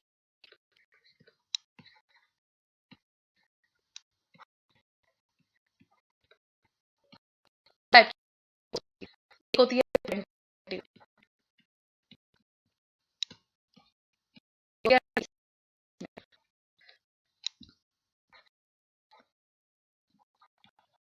ठीक है। लेबर टर्नओवर होता है जिसकी वजह से आपको लागत आती है, ये दो टाइप की होती है, एक तो प्रिवेंटिव है, रिप्लेसमेंट। अब प्रिवेंटिव कॉस्ट क्या होती है, प्रिवेंटिव कॉस्ट वो कॉस्ट होती है जो तब आती है जब आप मजदूरों को कोई ऐसी फैसिलिटी प्रोवाइड कराते हो जिसकी वजह से वो आपके फैक्ट्री को छोड़ के जाने का इरादा बदल दे या इरादा ही ना करे। ठीक है, यानी आप प्रिवेंट कर रहे हो लेबर को छोड़ के कि वो लेबर जाए। लेबर क्या होता है, लेबर का जाना और आना, उसका रेशो। ठीक है, हाई लेबर टर्नओवर का क्या मतलब है, ज्यादा लेबर आपको छोड़ के जाए। प्रिवेंटिव मतलब होता है प्रिवेंट करना, बचाव। किस चीज का बचाव, कि लेबर आपको छोड़ के ना जाए। मतलब वो सारी लागत जो आपको उन तरीकों को करने से आती है जो आप करते हो ताकि आपके पास जो काम कर रहे हैं मजदूर वो आपको छोड़ के ना जाए, आपके पास बने रहे। जैसे अगर आप उनको मेडिकल सर्विस प्रोवाइड करा दो, ठीक है, कोई और वेलफेयर सर्विस प्रोवाइड करा दो, उनका पीएफ करवा दो, पेंशन बोनस दे दो उनको, ठीक है, या फिर क्या कर सकते हो, उनकी वेजेस में थोड़ा सा इंक्रीज कर दो, या अच्छी रिलेशनशिप बनाने की कोशिश करो मैनेजमेंट में और लेबर में। तो उन सब चीजों में जो लागत आएगी कि वो आपको छोड़ के ना जाए, उसे हम कहते हैं प्रिवेंटिव कोस्ट। रिप्लेसमेंट कोस्ट क्या होती है? रिप्लेसमेंट क्या होती है? जो छोड़ के चले गए उनके बदले और लगा लेना, कि 20 गए 18 लगा लिए, 18 को रिप्लेस कर दिया, इस 20 में से 18 को रिप्लेस कर दिया, 2 को नहीं किया। ये जो 18 को आपने रिप्लेस कराया, 18 नए बंदों को लगाया, इनको लगाने पे जो कोस्ट आती है उसको हम कहते हैं रिप्लेसमेंट कोस्ट। तो टर्नओवर की लागत दो टाइप की होती है। पहली लागत छोड़ के ही ना जाए, उसके लिए आप क्या क्या कर सकते हो, जो जो करोगे उसमें आने वाली लागत। दूसरी लागत, चले गए छोड़ के, ठीक है, जितने चले गए उसके बदले आपने जो नए लगा लिए, उन नयों को लगाने में जितनी लागत आई वो सारी, चाहे वो रिक्रूटमेंट की है, चाहे सिलेक्शन की है, चाहे ट्रेनिंग की है, चाहे आपका जितने टाइम तक आपका जो है प्रोडक्शन नहीं हुआ, उस वजह से आपको जो लॉस हुआ, जो हमने पिछले इलस्ट्रेशन में किया था कंट्रीब्यूशन वाला, कि इतने 1 लाख घंटे हमारे बर्बाद हो गए, इसमें इतना प्रोडक्शन हो गया, सेल करते तो इतने पैसे कमा कंट्रीब्यूशन आता, ठीक है, वो वाला लॉस हो, या आपके नए वर्कर आए हैं वो इनएफिशिएंट है जिसकी वजह से आपका मटेरियल का लॉस हो रहा है, टूल्स का लॉस हो रहा है, मशीन का लॉस हो रहा है, ये सारी जो लॉस हो रही है ना, इन सबको हम कहते हैं रिप्लेसमेंट। रिप्लेसमेंट की वजह से होने वाली जो लागत, ठीक है। तो दो तरीके की आपकी होती है। अब ट्रीटमेंट कैसे होगी, क्या करोगे आप इसका? प्रिवेंटिव कोस्ट का क्या करोगे, रिप्लेसमेंट का क्या करोगे? जो प्रिवेंटिव और रिप्लेसमेंट कोस्ट होती है इनको आप ओवरहेड पे चार्ज करते हो, ओवरहेड की तरह, ठीक है, और अलग अलग डिपार्टमेंट में वर्कर के रेशो में बांट देते हो, ठीक है। इनको आप एज ए ओवरहेड चार्ज करते हो, ध्यान रखना। और इन्हें वर्कर के रेशो में, कितने वर्कर आपके पास काम कर, किस डिपार्टमेंट कितने डिपार्टमेंट की कोस्ट निकालते हैं ना, टोटल कोस्ट की, प्रोडक्शन कितनी है, आप एक कोई प्रोडक्ट बना रहे हो, उस प्रोडक्ट को बनाने में प्रोडक्शन डिपार्टमेंट में इतनी लागत आई, परचेज डिपार्टमेंट में इतनी लागत आई, फाइनेंस डिपार्टमेंट में इतनी लागत आई, अलग अलग हो। तो आप हर डिपार्टमेंट में जो वर्कर जो काम कर रहे हैं उनके नंबर के रेशो में डिपार्टमेंट्स पे उस कोस्ट को ओवरहेड के रूप में बांट देते हो, ठीक है। 3 टाइप की कोस्ट आती है, मटेरियल की, लेबर की, ओवरहेड की। टर्नओवर, लेबर कोस्ट होती है उनको जो आप वेजेस वगैरह सैलरी वगैरह देते हो, हम टर्नओवर वाले की बात कर रहे हैं। तो टर्नओवर में ये जो दोनों टाइप की कोस्ट है, प्रिवेंटिव रिप्लेसमेंट, ये इनको आप एज ए ओवरहेड काउंट करते हो। तो जैसे प्रोडक्शन डिपार्टमेंट है, परचेज डिपार्टमेंट, इसमें 5 मजदूर काम करते हैं, इसमें 5 मजदूर काम करते हैं, मजदूरों के रेशो में इन दोनों में आपने टोटल रिप्लेसमेंट को इस रेशो में आपने दोनों में बांट दिया। इसमें भी कुछ लेबर कॉस्ट होती है, ओवरहेड होती है, ठीक है, तो 50 इसमें रख दिए, 50 इसमें रख दिए, इस तरीके से, ठीक है। इसे हम कहते हैं अपोर्शन करना।